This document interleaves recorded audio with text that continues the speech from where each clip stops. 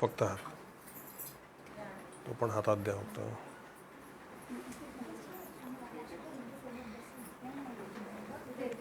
जानकी जीवन स्मरण जय जय राम.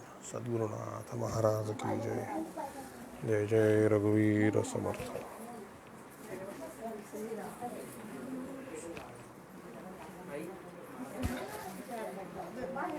रघुनाथ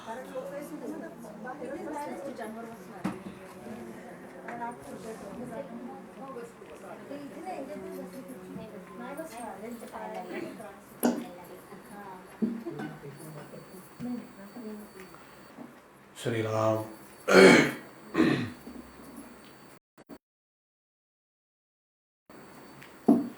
श्रीराम श्रीराम श्रीराम. तुला येणार आहे मस्त व्यवस्थित.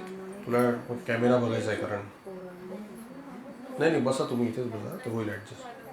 आणि शक्यतो इथे जवळ बसणं शक्य असेल तर या जागा भरून घ्या. नंतर येणारे लोक असतात मग त्यांना जागा मिळत नाही. थोडं मला वाटतं हां थोडा थोडा. श्रीराम श्रीराम श्रीराम. बस बस बस. श्रीराम श्रीराम श्रीराम. बस ठीक आहे. काय लागलं तुम्ही सांगेल. श्रीराम. ये बाळा पुढे.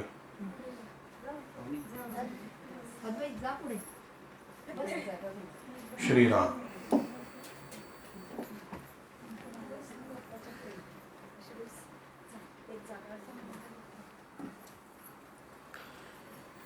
श्रीराम समर्थ.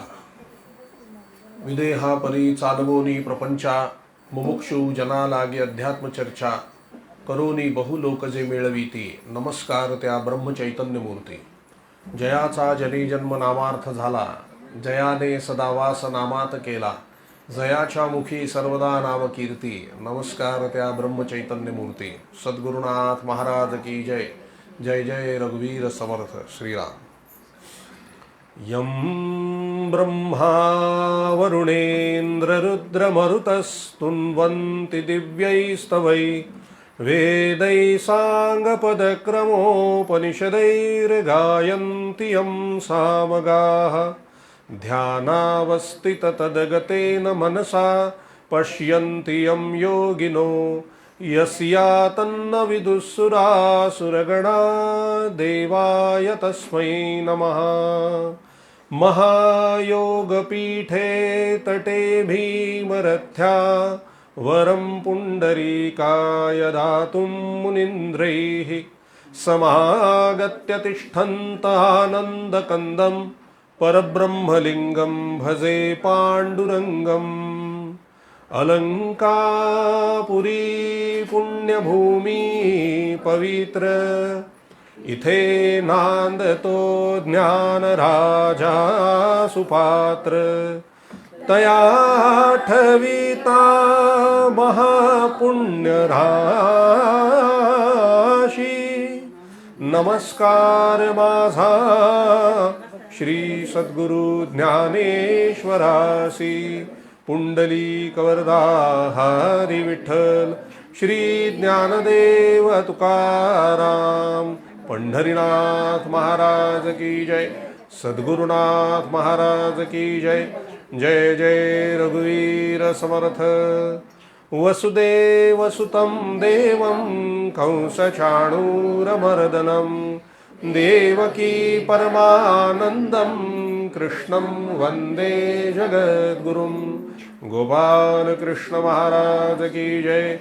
राजाधिराज रामचंद्र महाराज की जय. पवन सुत हनुमान की जय. उमापति महादेव की जय. अम्बे मात की जय. दुर्गा मात की जय. संतोषी माते की जय. सब साधु संतन की जय. श्री अनंत कोटि ब्रह्मांड नायक राजाधिराज सच्चिदानंद सद्गुरु श्री ब्रह्म चैतन्य महाराज की जय. श्री ब्रह्मानंद महाराज की जय. जय जय रघुवीर समर्थ. श्री कृष्ण गोविंद हरे मुरारे, हे नाथ नारायण वासुदेवम.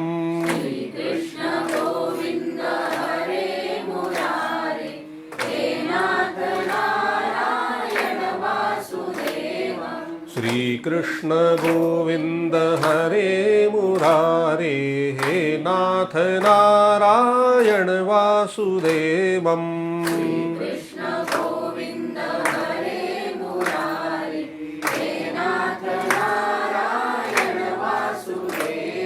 प्रद्युम्न दामोदर विश्वनाथ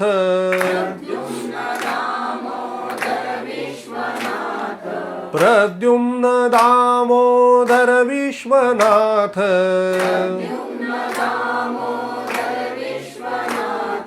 नमामि राधे नमामि कृष्णं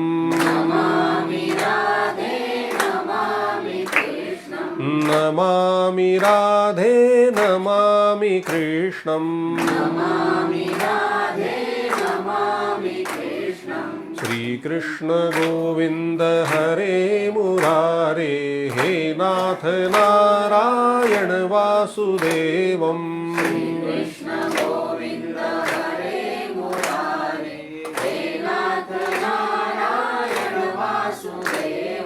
श्री कृष्ण गोविंद हरे मुरारे हे नाथ नारायण वासुदेवम्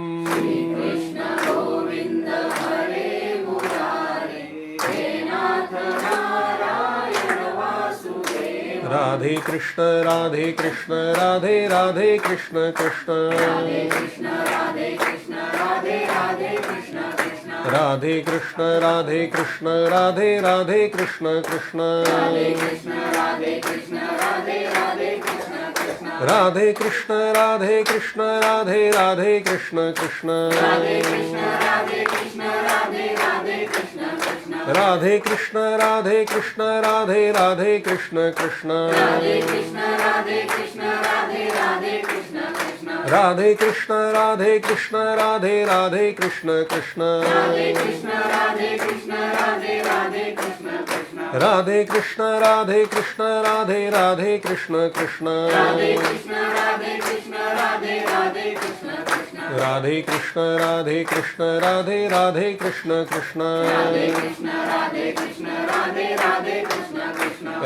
कृष्ण राधे कृष्ण राधे कृष्ण राधे कृष्ण कृष्ण राधे कृष्ण राधे कृष्ण राधे कृष्ण राधे कृष्ण राधे कृष्ण कृष्ण राधे कृष्ण राधे कृष्ण राधे कृष्ण राधे कृष्ण राधे कृष्ण राधे कृष्ण कृष्ण राधे कृष्ण राधे कृष्ण राधे कृष्ण कृष्ण राधे कृष्ण राधे कृष्ण राधे कृष्ण कृष्ण राधे कृष्ण राधे कृष्ण राधे कृष्ण कृष्ण राधे कृष्ण राधे कृष्ण राधे कृष्ण कृष्ण राधे कृष्ण राधे कृष्ण राधे कृष्ण कृष्ण राधे कृष्ण राधे कृष्ण राधे कृष्ण कृष्ण राधे कृष्ण राधे कृष्ण राधे कृष्ण कृष्ण गोपाल कृष्ण महाराज की जय सद्गुरुनाथ महाराज की जय जय जय रघुवीर समर्थ राधे राधे राधे राधे राधे राधे प्रभु हरे कृष्ण जय सिया राम।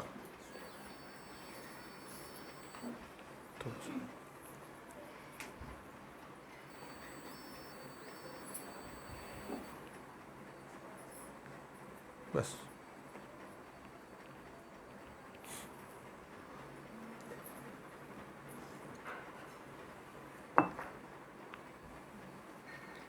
प्रभू सगळ्यांनी आपले डोळे मिटायचे।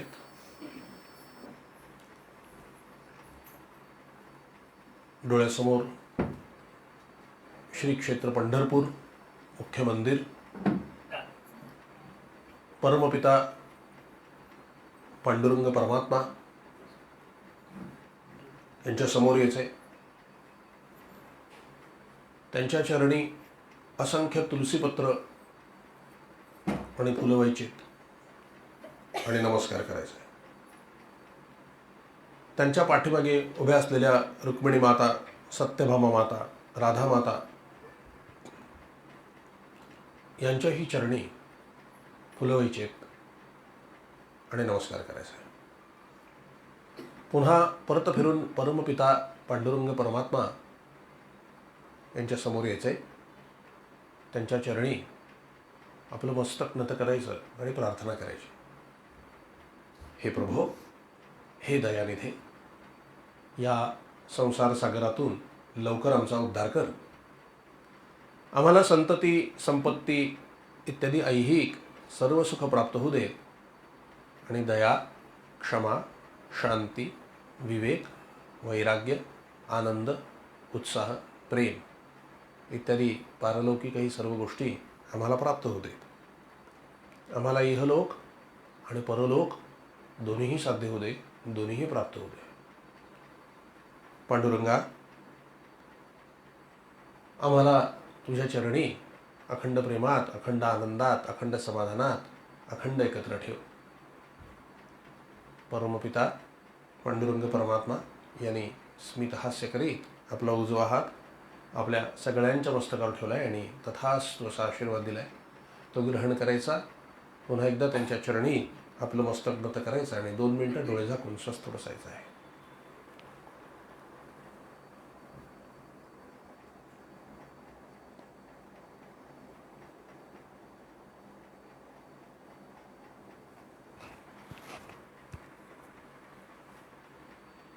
जानकी जीवन स्मरण जय जय राम. श्री सद्गुरुनाथ महाराज की जय. जय जय रघुवीर समर्थ प्रभु. महावैष्णव संत भगवान श्री ब्रह्मचैतन्य महाराज आणि श्री ब्रह्मानंद महाराज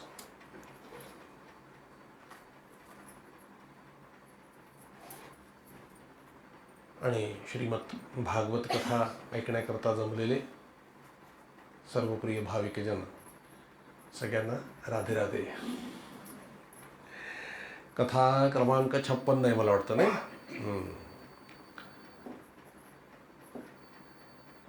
ते कोरोनाचा प्रादुर्भाव आहे का नाही माहिती नाही, पण भागवत कथेचा प्रादुर्भाव नक्की आहे.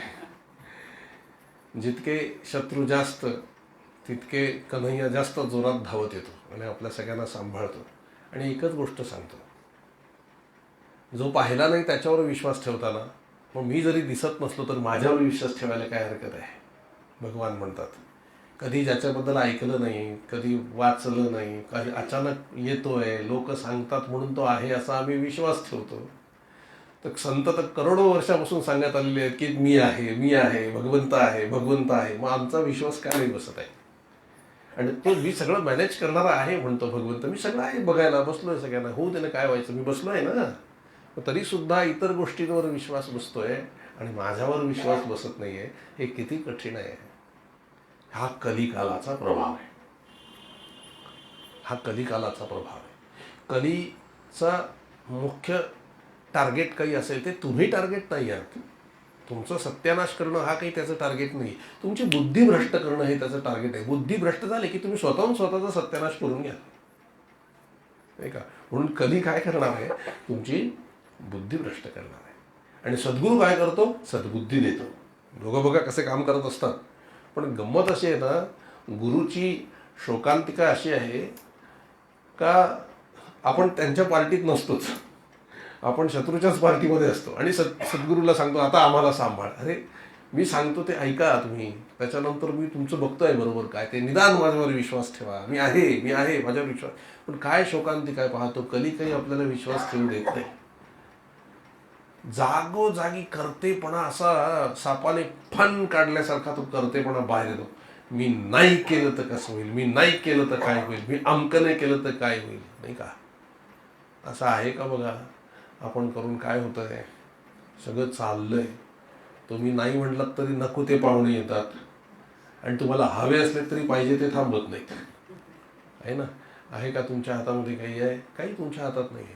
तरी सुद्धा आमचा करतेपणा असा टोपलीतनं जसा तो साप बाहेर येतो ना, तसं आमचा करतेपणा हळूच बाहेर येत असतो, डोकावत असतो, डोकावत असतो. मी नाही केलं तर कसं होईल, माझं नाही झालं तर कसं होईल, मी माझं, मी माझं. म्हणून भागवत आहे. भागवत लिहिलं कोणी? व्यास महर्षी. व्यास म्हणजे व्यापक. का त्यांच्याकडे बँक बॅलन्स प्रॉपर्टी असं काही होतं व्यासांकडे? मग बंगले बांधून बसलेत अगदी मग भागवत लिहिलंय असं नाहीये. आपली तरी 10x10ची रूम असते, एवढं तरी आपल्याकडे आहे हो. निदान भाड्याची खोली तरी आहे आपल्याकडे, नाही का? त्यांच्याकडे झाडाखाली राहत होते झोपडी बांधून. त्यांनी लिहिलंय भागवत. जगाचं समाधान त्यांनी लिहून ठेवलंय. महाराजांची खोली जर गोंदवलेमध्ये जाऊन पाहिलीत ना, तर एक पलंग मावेल एवढंच आहे. आणि एवढ्यावरती ते थांबले नाही, ते मुद्दाम ठेवलेलं आहे त्यांनी. ते काय म्हणाले? एवढ्याने माझं समाधान राहतं म्हणाले. मग तुमचं राहायला काय हरकत आहे, नाही का? आमचं राहतं का बघा. आपलं आपण तपासायला पाहिजे. समाधान बाकी सगळं असतं आमच्याकडे, समाधान सोडून बाकी सगळे पाहुणे आमच्याकडे असतात. एक समाधान तेवढं नाही. कशामुळे नाही? कर्तेपणामुळे. म्हणून भागवत व्यासाने लिहिलं. व्यापक, जे व्यापक आहे त्यांनी लिहिलं. सांगितलं कोणी? ज्याला जगाचं काही पडलेलंच नाही. शुक महामुनी, पूर्ण वैराग्य, काही पडलेलंच नाही जगाचं.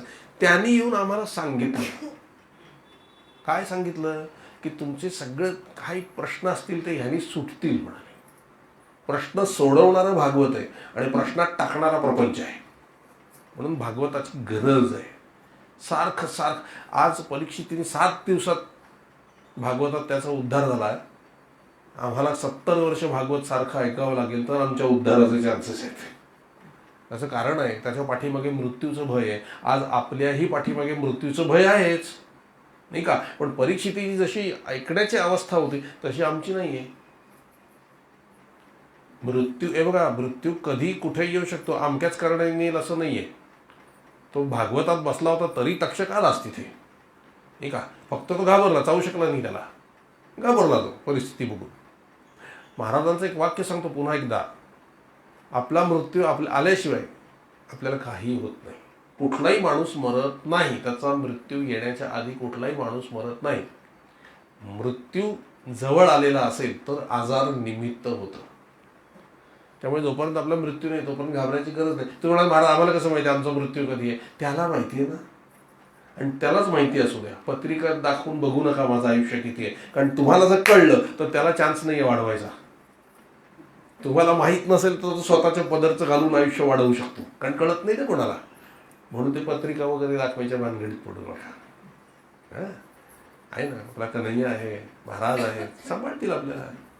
त्यांच्यावर पूर्ण श्रद्धा ठेवावी. म्हणून श्रीमद भागवत कथेला सुरुवात करताना सरस्वती माता, भगवान श्री गणेश यांना वंदन करतो. पार्वती माता, भगवान शिवशंकर यांना प्रणाम करतो. लक्ष्मी माता, भगवान श्री हरिविष्णू यांना प्रणाम करतो. सरस्वती माता आणि ब्रह्मदेव यांनाही पुन्हा एकदा प्रणाम करतो. वाल्मिकी महर्षी, व्यास महर्षी, सर्व ऋषीमुनी आणि हनुमानजी यांनाही प्रणाम करतो. आराध्य दैवत प्रभू श्री रामचंद्र आणि सीतामय्या आणि भगवान श्रीकृष्ण आणि राधामय्या आणि रुक्मिणी माता यांनाही प्रणाम करतो. सर्व गुरुजन, वारकरी शिक्षण संस्था आळंदी,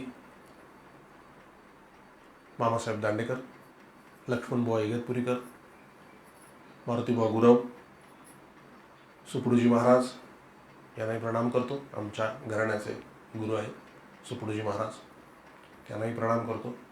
ज्यांनी माळ घालून पंढरीची वारी करायला सांगितली असे हरिभक्तपरायण महंत गुरुवर्य श्री बाळकृष्ण महाराज पाटील यांनाही प्रणाम करतो. ज्यांनी अनेक वेळेला चर्चात्मक पद्धतीने मला मार्ग दाखवला ते अच्युतानंद सरस्वती स्वामी महाराज, म्हणजे पूर्वाश्रमीचे डॉक्टर वेणीमाधव उपासनी यांनाही प्रणाम करतो. आता ते नाही आहेत.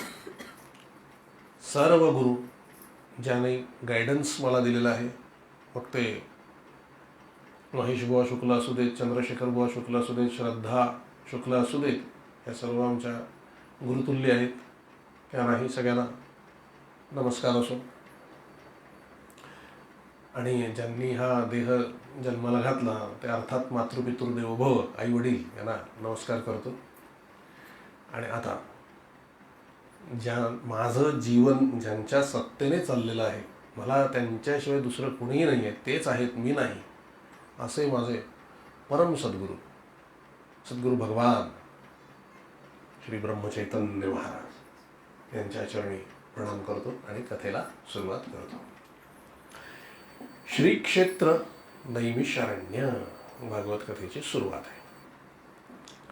काय आहे नैमिषारण्य? आम्ही जाऊन आलो तिथे आणि नेमकं भाग्य असं आमचं, त्या नैमिषारण्यात महाराजांनी जिथे तपश्चर्या केलेली होती, ब्रह्मचैतन्य महाराजांनी, त्याच ठिकाणी आम्हाला भागवत कथा करायची संधी मिळाली. 7 दिवस मस्त महाराजांच्या सानिध्यामध्ये नैमिषारण्याला मी कथा केली.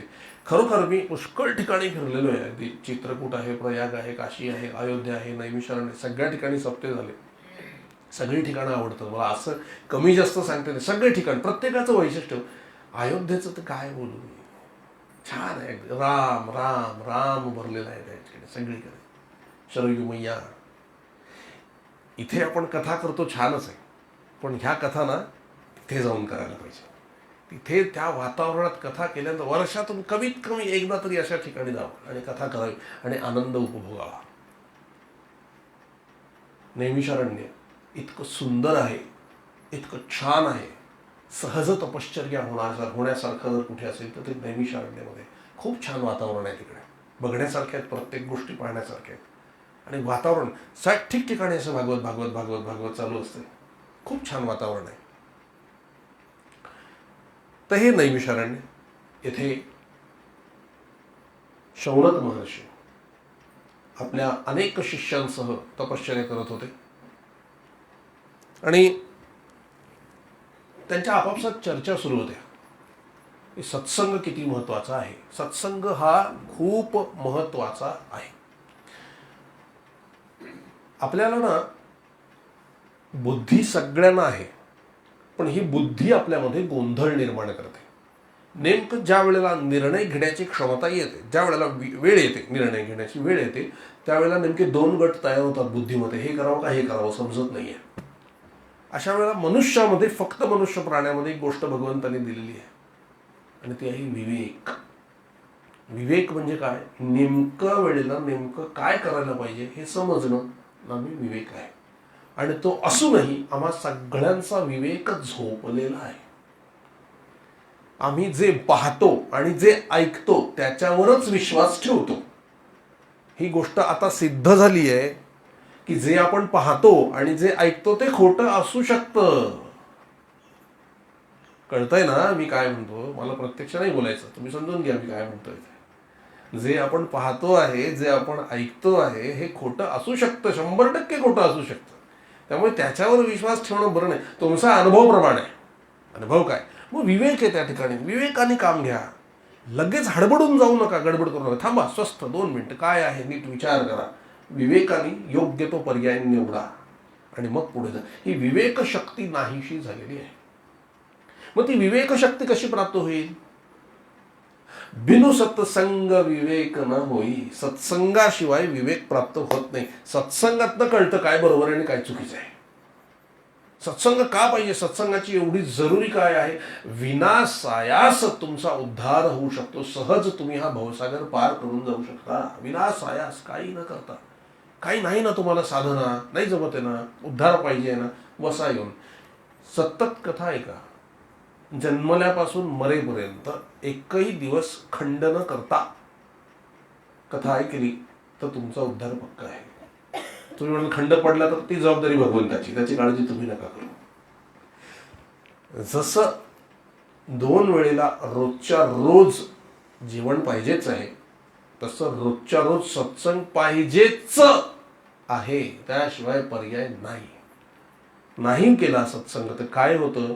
विचार थांबत नाहीत. मनातले असे विचित्र विचार चालू राहतात, विचित्र विचार चालू राहतात. कंट्रोल करायला जाल तर विचार कंट्रोल होत नाहीत आणि मग फ्रस्ट्रेशन आणि निराशाची भावना आणि अगदी हतबल झाल्यासारखं, कॉन्फिडन्स एकदम गेल्यासारखं, असं पूर्ण माणूस खचून जातो. आजकाल तर तुम्हाला माहिती आहे, बाहेरच्या वातावरणामुळे माणूस खचून जातो. ह्याच्यातून जर वर यायचं असेल, विचार जर थांबवायचे असतील तर त्याला सत्संग हाच पर्याय आहे. तुमचे विचारानेच तुम्हाला सुख आणि दुःख होतं. दुसरा कोणीही तुम्हाला सुख देऊ शकत नाही आणि दुसरा कोणीही तुम्हाला दुःख देऊ शकत नाही. तुम्हाला होणारी सुख दुःख हे तुमच्या विचारांनीच तुम्हाला होतात. अमुक एक वस्तू मला मिळाल्यावर सुख होईल असं मला वाटतं. जर का ते खरं आहे तर ते त्रिकालाबाधित सत्य असलं पाहिजे. म्हणजे 12ही महिने 24 तास ते सत्य असलं पाहिजे. थंडीमध्ये मला गरम पाणी प्यायला बरं वाटतं हे माझा समजा विचार आहे, तर तो उन्हाळ्यात बरं वाटेल का? म्हणजे तो विचार खोटा आहे बघा. उन्हाळ्यामध्ये आम्ही फ्रीजमधल्या बाटल्या काढून काढून तोंडाला लावतो, गार वाटलं पाहिजे का. हिवाळ्यात करा बघा, होईल का? नाही. म्हणजे बघा, आपलेच विचार खरे नाही आहेत. आत्ता एक, उद्या एक, परवा एक, काहीतरी वेगळं चाललेलं आहे पहा. म्हणजे एक मी म्हटलं काहीतरी मला फिक्स सांगा ना, तुम्ही नाही सांगतायत. मग जर आपलेच विचार फिक्स ठरत नाहीत कुठे, तर मग त्या विचारांमुळे सुख दुःख होत आहे आपल्याला. त्या विचारांकडे फार लक्ष कशाला द्या. बसा, आतमध्ये पण आहे जागा, असेल बसायचं तर बसू शकता. असू दे. आपल्याच विचाराने आपल्याला सुख दुःख आहे. बघा, ताप आला असं समजा आणि तुम्ही डॉक्टरकडे गेलात, ते लेकाचं काहीतरी गोळी देते, हे घ्या म्हणले बरं वाटेल. आपण निर्धास्त होतो. आता बरं, डॉक्टरांनी गोळी दिली ना, बरं होणार मी 100%. आमचे काही मित्र डॉक्टर आहे, त्यातल्या बऱ्याचशा लोकांनी मला सांगितलं आम्ही यांच्या मनाचेच इलाज करतो म्हणाले. यांना देहाच्या गरजच नाही, यांना झालंच नसतं काही. उगाच घाबरत, मला काय झालं, मला काय झालं, मला काय, विचार करून करूनच दवाखान्यात येतात पुष्कळसे लोक. खूप चांगले डॉक्टर्स असतात अलीकडे आहेत, बाकीच्यांचं मला माहित नाही. जे चांगले आहेत त्यांच्याबद्दल मी सांगतो. ते सांगतात आम्ही यांच्या मनावर देतो गोळी काहीतरी, त्यांना बरं वाटतं. महाराज काय म्हणाले, त्या गोळीत गुणधर्म भगवंतानेच ठेवले ना. ही गोळी घ्या म्हटल्यावर बरं वाटेल, तर डॉक्टर हाडामासाचा माणूस तो सांगतोय तुम्हाला बरं वाटेल तर तुम्हाला बरं वाटतं, मी ते ओरडून सांगते तुम्हाला काही होत नाही, तरी आमच्यावर विश्वास बसत नाही म्हणाले. कसं आहे बघा, का आमचे विचारच आमचे शत्रू झालेले आहे. आणि असं का होतं? संत सांगतात त्याच्यावर विश्वास बसत नाहीये आणि बाहेरचा सांगतो त्याच्यावर आमचा विश्वास बसतो. 2 कारण आहेत. पहिलं कारण असं आहे, आम्ही सगुणात आहोत आणि आम्हाला सगुण कोणीतरी सांगत असेल तर बरं वाटतं. निर्गुणातनं कोणी आमचं ते लांब आहे ते असं म्हणतो आम्ही. ह्यालाच कारण दुसरं आहे. का नीट आहे का, संतांच्या जास्त जवळ जाऊ नये. म्हणजे कसं, सत्संग अखंड करावा, संतांचा संघ अखंड करावा, पण जास्त जवळ जाऊ नये. म्हणजे काय, तुम्ही म्हणाल महाराज तुम्ही विरुद्ध बोलता. नाही, ऐका. अखंड राहता सलगी होते आणि अतिपरिचया अवज्ञा होते. या कारणे विश्रांती ते घेताच नाही. आता एखादा संत, आपण सारखे जर तिथे आसपास त्यांच्या राहिलो तर हळूहळू असे असलेले हात असे येतात. लोकल होऊन जातं ते आपल्यासाठी. आणि लोकल झालं की त्यांचं काही नुकसान नाही, त्यांना काही पडलेलं नाही आहे. त्यांच्या बोलण्याचा आमच्यावर परिणाम होत नाही. असे राहिलेले असताना ते जे सांगतात नाम घ्या, हो नाम घ्यायला महाराज सांग नाम घ्यायला, असे झाल्यानंतर काय रोजच चराठे काय ऐकायचं. नुकसान कोणाचं? आपलं. त्यांचं नुकसान नाही आहे, आपणच आपलं नुकसान करून घेतोय. म्हणून एक लक्षात ठेवा, आग आणि संत, अग्नी आणि संत, थोडं डिस्टन्स मेंटेन करा.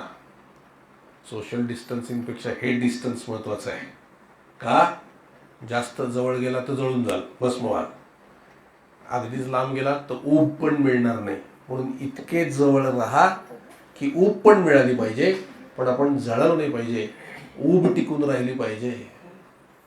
याचाच अर्थ काय, स्पष्ट मराठीत सांगायचं तर रिस्पेक्ट राहिला पाहिजे एवढंच जवळ जा. त्या रिस्पेक्टचं रूपांतर जर मैत्रीत झालं संतांबरोबर तर तुमचं नुकसान पक्क ठरलेलं आहे, पक्क ठरलेलं आहे. कळतंय ना मी काय म्हणतो? रिस्पेक्ट राहील एवढ्या अंतरावरती संतांशी राहावं. अगदी रोज 24 तास जाऊन बसा, ते तुमच्याशी प्रेमानेच वागणार आहेत. तुम्ही त्यांच्याशी प्रेमाने वागा, पण हे लक्षात ठेवा की तो सत्पुरुषच आहे आणि त्यांचं ऐकण्यातच आपलं भलं आहे. ते जर केलं नाही तर प्रचंड मोठ्या नुकसानाला सामोरं जावं लागतं आणि हे नुकसान अख्ख्या जीवनाचं असू शकतं. आपल्यावर परिणाम होत नाही. अगदी उत्तम उदाहरण द्यायचं झालं तर रामकृष्ण परमहंस, नरेंद्र सुद्धा त्यांच्या ठिकाणी येऊन विवेकानंद झाले, पण त्यांचा सख्खा पुतण्या हृदयनाथ काहीही मिळवू शकला नाही. शेवटी रडत बसला की सगळ्यांचं काम झालं, माझंच झालं नाही. म्हणजे महाराज म्हणाले, माझ्या देहाने तुमचं काम होणारच नाहीये, तुमचं काम तुमच्या श्रद्धेने होणार आहे, माझ्यावरती असलेल्या श्रद्धेने होणार आहे. आमची श्रद्धाच नाही आहे, संतांवर आपली श्रद्धाच नाही. हा मुळात बेस आहे, श्रद्धाच नाही आपली. ते अमुक एक म्हणाले ना, करतील तर करतील याच्यावर भरोसाच नाही आहे. तर हृदयात फार त्रास द्यायचा त्याला. इथे बसू नका, इथे बसा, इथे बसू नका, तिथे बसा, तुम्हाला कळत नाही काम, भरपूर इतका त्रास द्यायचा की रामकृष्ण रडायचे काली मातेजवळ की काय तू याला माझ्या मागे लावून ठेवले, मला किती त्रास होतो. पण ते संत होते, शांत व्हायचे. सेवा पण तितकीच केली त्यांनी सेवा पण भरपूर केली, पण त्रास पण द्यायचा. झालं का त्याचं काही कल्याण नाही. अर्थात संताजवळ राहिल्यावर मुक्ती मिळेल, ही गोष्ट नाही राहिली, पण जे धन इतर सगळ्यांना मिळालं ते त्याला नाही मिळालं. अतिपरिचया अवज्ञा. तेच नरेंद्र स्वामी विवेकानंद असेच कितीही वेळेला त्यांना रामकृष्णांनी बोलवून अगदी स्वतःच्या हाताने लाडू पेढे खाऊ घातलेले, तरी असेच. ही मर्यादा आहे, साधू संतांजवळ राहायची मर्यादा आहे. मर्यादा ओलांडायची नाही कधीच. मर्यादा ओलांडली तर संतांचं नुकसान नाही महाराज, तुमचं नुकसान आहे, आपलं नुकसान आहे. अगदी मर्यादा पुरुषोत्तम भगवान श्री रामचंद्र सुद्धा वसिष्ठांचा जर का सल्ला घ्यायचा असेल तर स्वतः पायात काही न घालता वसिष्ठांच्या आश्रमात स्वतःहून जात असत आणि खाली बसत असत. मर्यादा आहे. हे नाही की मी राजा आहे तो वसिष्ठांना बोलवून आण, असं नसतं. असंच असावं लागतं.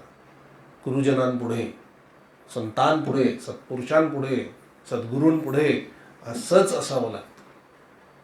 नाही तर काय होईल. अहो, साधू संतांना काही मान अपमानाचं पडलेलंच नाहीये. ते मान आणि अपमान जाळूनच संत झालेत ना, देहबुद्धी जाळूनच ते संत झालेत. त्यांना काय पडले, तुम्ही त्यांना शिव्या द्या काय, कौतुक करा काय, त्यांना काही नाही पडलं.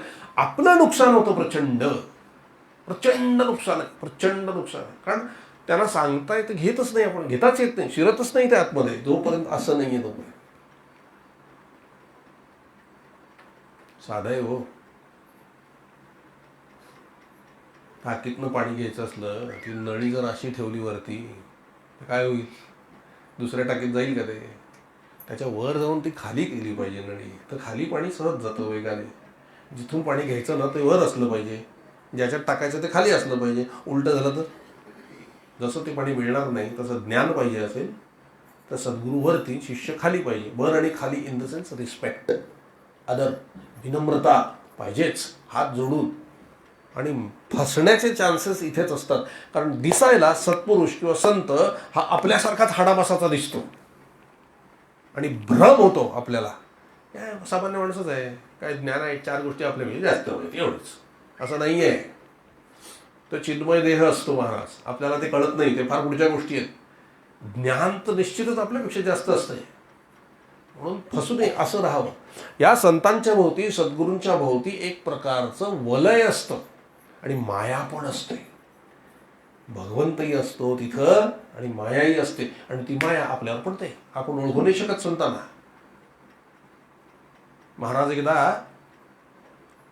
म्हणत असताना ब्रह्मचैतन्य महाराज मंदिरातून बाहेर येत होते आणि एक माणूस मोरी साफ करत बसला होता. ते गटार असताना घराच्या बाहेर ते साफ करतो. त्यांनी महाराजांना येताना पाहिलं. ओ महाराज, इकडे या म्हणाले. काय रे, जरा ही फरशी उचलायला मदत करा मला. महाराजांनी पण फरशी उचलली आणि बाजूला काढून ठेवली. तिकडे भाऊसाहेब केतकर उभे होते. त्यांना पटलं नाही. महाराजांनी फरशीची बाजूला ठेवली, त्याने काम केलं, महाराज जायला निघाले. तेव्हा भाऊसाहेब म्हणून मला पटलं नाही, हे काही वागणं आहे का सद्गुरूशी. ते काय म्हणाले महाराज, भाऊसाहेब तो नाम घेतोय ना, आज ना उद्या बुद्धी येईल म्हणाले. बघा हा, म्हणजे कसं वागायचं असतं हे महाराज सांगतात, पण कसल्या पद्धतीने सांगतात, आज न उद्या बुद्धी येईल. क्षमा, संतांकडे फार मोठा गुण आहे क्षमा. आपण असेच वागतो, ते फरशी हलवणं महाराजांकडे. आपण महाराजांना जसं त्या माणसाने फरशी हलवायला सांगितली ना, आपण तीच कामं आमच्या सद्गुरूंना सांगतोय. प्रपंचातल्या गोष्टी मागणं म्हणजे फरशी हलवायला लावण्यासारखंच आहे. माझ्यावर आलेलं संकट दूर कर म्हणजे महाराज फरशी उचला इकडे ठेवा, नाही का सांगा. अहो ते बघणारच आहेत तुमच्याकडे, तुमचे सद्गुरू आहेत ना ते, मग त्यांना सांगायला लागणार आहे का? लहान मुलांनी वडिलांना सांगावं लागतं का, माझा सांभाळ नीट करा बरं का, मी लहान आहे, मला काही कळत नाही, माझा सांभाळ नीट करा बरं का. असं जर तुम्ही 10 वेळा वडिलांना ऐकवलं लहानपणी, काय होईल मला सांगा. इकडचं घाल तिकडे होईल, मला अक्कल होईल, मला अक्कल शिकू नकोस असं सांगतील ते. महाराज एवढं म्हणत नाहीत आपल्याला, एवढंच आहे. कसे आपण संतांची काय गरज आहे का त्यांना सांगायची. तुम्ही मागा जरूर जरूर, आपल्या मनातलं त्यांच्या पुढे सगळं मोकळं करा. हसतात ते आपल्या, असू देत, पण आपल्या मनातलं सगळं मागा, सांगा त्यांना. पण तुम्ही श्रद्धा तर ठेवा, श्रद्धा तुमचं काम करणार आहे हे का.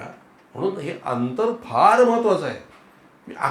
मी स्वतः, आता मी म्हटलं ना बाळकृष्ण महाराज पाटील, रोज जाऊन बसायचो, रोज. जवळजवळ मला 15-20 वर्षांचा सहवास आहे त्यांचा. काय माऊलीच होती, काय बोलणार महाराजांबद्दल. 12 वर्षांनी नव्हे, 12 वर्षांनी मला अक्कल आली की गुरुच्या समोर बसायचं नसतं, खाली जमिनीवर बसायचं असतं. पण त्या 12 वर्षात एका शब्दाने मला महाराज म्हणाले नाही का खाली बस. काय महान महान. नंतर मी खाली बस, अरे काय करतोस, नाही म्हटलं आता अक्कल आली मला, खाली बसायचं असतं. त्या दिवसापासून मी वर बसत नाही, खालीच. असं गेलो आपलं खालीच. का सांगतोय, शिकायला मिळतं. सहवास करा, रोजच्या रोज भेटा तुमच्या सद्गुरूंना, रोजच्या रोज भेटा सत्पुरुषाला, संतांना रोज भेटा, रोज बोला, गप्पा मारा, सगळं करा. पण एक डिस्टन्स मनात मेंटेन ठेवा की ते वेगळं आहे आणि आपण वेगळं आहे, हे पक्क ठेवा मनामध्ये. ही जर एक बारीकशी, त्याला काय म्हणतात, पुसटशी अशी लाईन असते, क्रॉस केली परमार्थ बुडालाच म्हणून समजा. आणि ती जी बारीकशी क्रॉस लाईन असते ना, त्यालाच लक्ष्मण रेखा म्हणतात. लक्ष्मण रेखा हीच आहे. लक्ष्मण लक्ष्मण लक्ष्मण म्हणजे काय, लक्ष मन, रामावरती मनाचं लक्ष असणे म्हणजे लक्ष्मण. आणि ती लक्ष्मण रेखा म्हणजे जर सतत भगवंतावर लक्ष असेल तर तो भगवंत आहे आणि मी भक्त आहे, ही मर्यादेची लक्ष्मण रेषा आपल्या मनात जागी राहते आणि आपल्याकडून ती क्रॉस होत नाही, त्यामुळे परमार्थ टिकून राहतो. सीता मातेला ती क्रॉस लाईन दिली होती, लक्ष्मण रेषा ओलांडली तिने. ओलांडली म्हणजे काय, आजपर्यंत तिला माहित होतं प्रभू आहेत प्रभू आहेत प्रभू आहेत. ज्यावेळेला हरिण आणायला पाठवलं त्यावेळेला वाटलं माझा नवरा आहे, संपला विषय. लक्षात येतंय का बघा, झाली लाईन क्रॉस, अति परिचया अवज्ञा. राम हसले. आजपर्यंत सीता मातेने असे हट्ट केले नाही, तुम्ही प्रभू आहात मी भक्त आहे, तुम्ही प्रभू आहात मी भक्त, हे सत्य होतं. हरिण दिसलं आणि म्हणले मला नाथ मला पाहिजे. अगं ते खोटं असू शकतं, ते सोने ते माहित नाही, मला ते पाहिजे, मी तुमची पत्नी आहे ना, आणून द्या. लाईन क्रॉस, अतिपरिचय अवज्ञा. परिणाम काय झाला, त्याग. किती वर्ष झालं त्याग. इथे जाऊन बसावं लागलं लंकेत.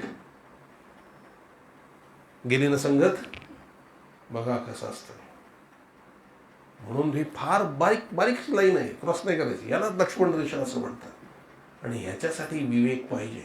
अहो संत असे वस्ताद असतात ना, ते तुमच्याशी प्रपंचाच्या इतक्या गप्पा मारतील, इतकं तुमच्याशी प्रापंचिक बोलतील, तुमच्या घरातलं काय कोण काय करतंय, मग अभ्यास चांगला चाललाय का, नामकं चांगलं चाललंय का, नोकऱ्या चांगल्या चालल्यात का, बरं सगळ्या त्याच गप्पा मारतील. तरी तुम्ही पक्का असलं पाहिजे हे काही गप्पा मारत असले तरी हे संत आहे. त्यामुळे ती मर्यादा टिकवून ठेवा.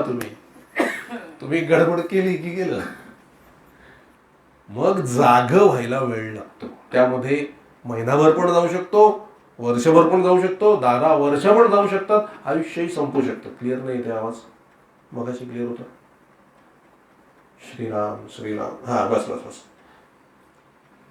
अवधी तेवढं जाऊ शकतो, तेवढी अवधी जाऊ शकते. ह्या अवधीलाच अयोध्या म्हटलंय. हीच अयोध्या आहे. अतिपरिचय अवज्ञा नको. एक लक्षात ठेवा, परमेश्वर दर्शनाने सगळ्या गोष्टी होतात. मी काय म्हणतो नीट ऐका. परमेश्वर दर्शन झालं हे अंतिम ध्येय आहे का? परमेश्वर दर्शन हे अंतिम ध्येय आहे का? परमेश्वर दर्शन झालं की काम होतं का? होतं. पण जे व्हायला पाहिजे ते होत नाही. परमेश्वर रूप होणं जरूर आहे. परमेश्वर दर्शन घेऊन सुद्धा वृत्ती बिघडणारे लोक आहेत. दुर्योधनाला झालंच की परमेश्वराचं दर्शन.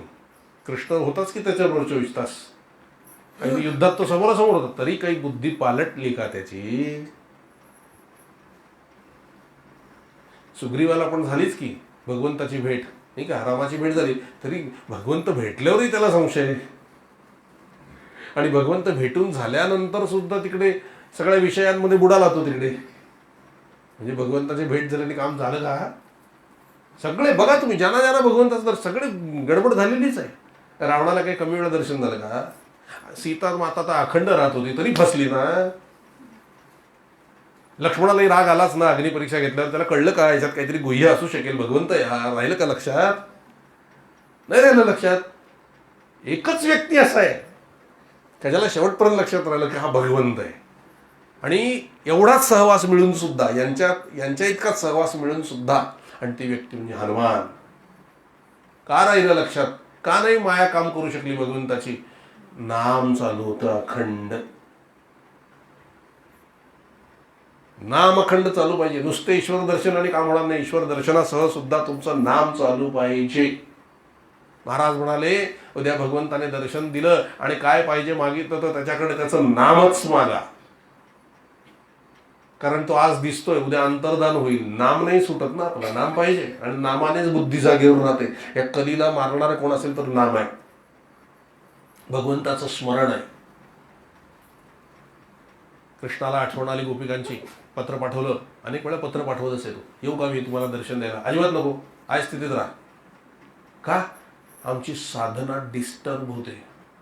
तू आलास की आम्ही तुझ्याशी गप्पा मारतो, सगळं चाललेलं असतं व्यवस्थित. पण तू गेल्यानंतर आमची पूर्वीसारखी धारणा होत नाही तुझ्या स्मरणाची.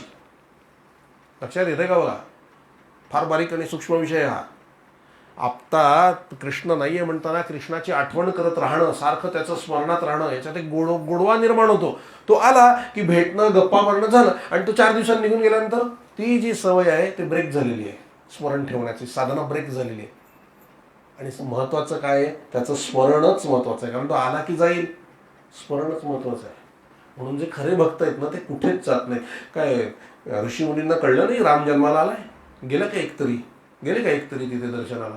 कोणीच गेलं नाही. रामाला यावं लागलं दर्शनाला. का? साधना खंडित झाली असते. आणि साधना खंडित होणे म्हणजे तू मायावी आहे ना, काय सामान्य आहे का? मायापती आहे भगवान. त्याची मायाच पहिली पकडते. कळलं तर ठीक, भगवंत आहे. नाही कळलं, लक्षात नाही, मोठ्या मोठ्यांच्या लक्षात राहिलं नाही, आपल्या कसं लक्षात राहील? म्हणून नाम पाहिजे. नाम हे परमेश्वरापेक्षा सत्य आहे. रामापेक्षा रामनाम सत्य आहे. लक्षात ठेवा. म्हणून ते नेतात ना, तेव्हा ते सांगत असतात त्याला की अरे आतापर्यंत नाही ऐकलं, आता तरी ऐक. ते हे नाही सांगत राम सत्य आहे. काय सांगतात? राम नाम सत्य. लक्षात ठेवा, राम नाम सत्य आहे. कारण नाम असेल तरच तो खरा प्रगट होईल आणि कळेल, नाही तर कळणार नाही. नामच सत्य आहे. राम स्वतः म्हणाले माझ्यापेक्षा माझं नाम सत्य आहे. राम कोणता जप करत होते? श्रीराम जय राम जय जय राम. कोणी दिला होता मंत्र? वसिष्ठांनी. वसिष्ठांना कोणी दिलेला आहे? ब्रह्मदेवाने. ब्रह्मदेवाला कोणी दिलेला आहे? विष्णूने. एक परंपरा आहे रामनामाची. रामही तोच जप करीत असत. आणि तो पर्यायाने महाराजांकडे आला आणि तो महाराजांकडून आपल्याला मिळाला आहे. परंपरा खूप मोठी आहे आपली, सरळ विष्णूकडून आलेली आहे. श्रीराम जय राम जय जय राम. प्रत्यक्ष महादेव. श्रीराम जय राम जय जय राम. नामच सत्य आहे. परमार्थ आपला बरोबर चाललाय का नाही कसं कळायला पाहिजे? नेहमी आम्ही सांगत आलेलो की प्रतिक्रिया बदलणे म्हणजे परमार्थ आहे. वृत्ती स्थिर राहणे म्हणजे परमार्थ आहे. आजपर्यंतच्या आपल्या प्रतिक्रिया सगळ्या बदलल्या पाहिजेत आणि त्या नामाने शक्य होतं. नाम घेऊन घेऊन किती नाम घ्यायला पाहिजे? 24 तास नाम घ्यायला पाहिजे. 24 तास. तुम्ही 24 तास नाम घेऊ लागला की मन बंड पुकारतं, इकडे तिकडे धावायला लागतं, कंटाळा येतो, नको वाटतं, झोप येते, सगळ्या गोष्टी होतात, सुरुवात होते नाम घ्यायला लागलात की. समजायला पाहिजे की नाम साधना बरोबर चाललेली आहे. तुम्ही टी व्ही बघत असताना झोप येणार नाही, सिरियल बघत असताना तुम्हाला बिलकुल झोप येणार नाही, गप्पा ठोकताना बिलकुल झोप येणार नाही. झोप दोनच वेळेला आहे, एक सत्संगमध्ये बसल्यावर आणि एक नामस्मरण करताना. येऊ दे, हरकत नाहीये. इथे जरी झोप येत असेल तर मी अगदी लोकांना हात जोडून सांगतो, सरळ झोपून जा. का? माइंड रिलॅक्स होत आहे, ऑकवर्ड वाटून घेण्याची गरज नाही. सत्संगमध्ये आला म्हणजे परिणाम दिसतोय तो की तुमचं माइंड आता रिलॅक्स होत आहे, सगळे विचार थांबलेत. म्हणजे मगाशी विचारांवरूनच बाजूला गेलो ना आपण. विचार थांबत नाहीत, विचार थांबत नाहीत, विचार थांबत नाहीत. वेळ लागायची वाळी येते, लोकांची ट्रीटमेंट चालू आहेत, सायकोलॉजिकल ट्रीटमेंट्स चालू आहेत, विचार थांबत नाहीत म्हणून. सत्संगमध्ये आलात की आळस यायला लागतो, याचा सरळ अर्थ आहे विचार थांबलेले आहेत. आणि विचार थांबले की झोप लागते. ते डॉक्टर गोळी देतात झोपेची, विचार थांबत नसतील तर झोपेची गोळी देतात की गोळी घ्या झोपा. काय गरज आहे गोळीची? 2 तास सत्संगमध्ये बसा, अशी मस्त झोप लागेल. आणि त्यात वेदांत आला तर अजून मजा असते, नाही का? म्हणून मी काय म्हणतोय, अगदी एवढा जरी सत्संगचा परिणाम झाला तरी चिक्कार आहे हो. कशाला गोळी बिळी घ्यायला पाहिजे? शांत माइंड आपलं रिलॅक्स होतं, शांत होतं, विचार थांबतात आणि म्हणून आपल्याला झोप येते. त्यामुळे ऑकवर्ड वाटून घेण्याची गरज नाही. चांगलं आहे, हे चांगलं लक्षण आहे. नाम घेताना विचार थांबतायत आपले, म्हणून नाम घेताना विचार आपले थांबतायत म्हणूनच आपल्याला झोप येते. हे खूप चांगलं लक्षण आहे. याचा अर्थ नाम काम करतंय आपलं. म्हणून सत्संग आणि नामस्मरण हे फार महत्वाचं आहे. हे सत्संगाचा महिमा आहे. आपल्या डोक्याला जेवढी म्हणून टेन्शन्स असतील ना, ती सगळी सत्संगाने आणि नामस्मरणाने बाजूला होतात. म्हणून नाम हे खूप महत्वाचं आहे. सत्संग खूप महत्वाचा आहे, खूप महत्वाचा आहे सत्संग. तसं शौनक महामुनी निघाले, भगवंताकडे जायला निघाले, सगळ्या साधूंना बरोबर घेऊन गेले ते. आणि ते काय म्हणाले? भगवान विष्णू होतेच तिथे. भगवान विष्णूंना ते काय म्हणाले का, प्रभू आम्हाला असं एक ठिकाण द्या की जिथे आम्ही अखंड सत्संग करू शकू. सत्संगाचा महिमा आता मला वाटतं तुम्हाला कळलेला असला पाहिजे, सत्संग किती जरुरी आहे. अखंड आमचा सत्संग चालेल अशी एखादी जागा आम्हाला द्या तुम्ही. भगवान म्हणाले ठीक आहे.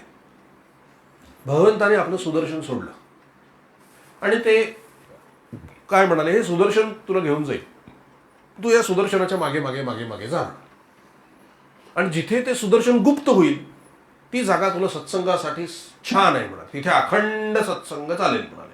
अखंड म्हणजे कुठून कुठपर्यंत? जोपर्यंत सूर्य चंद्र तारे आणि भगवंताच्या कथा आहेत तोपर्यंत हे सगळं चालेल. त्यांनी भगवंताला नमस्कार केला आणि शौनक महामुनी त्या सुदर्शनाच्या मागे मागे मागे मागे निघाले.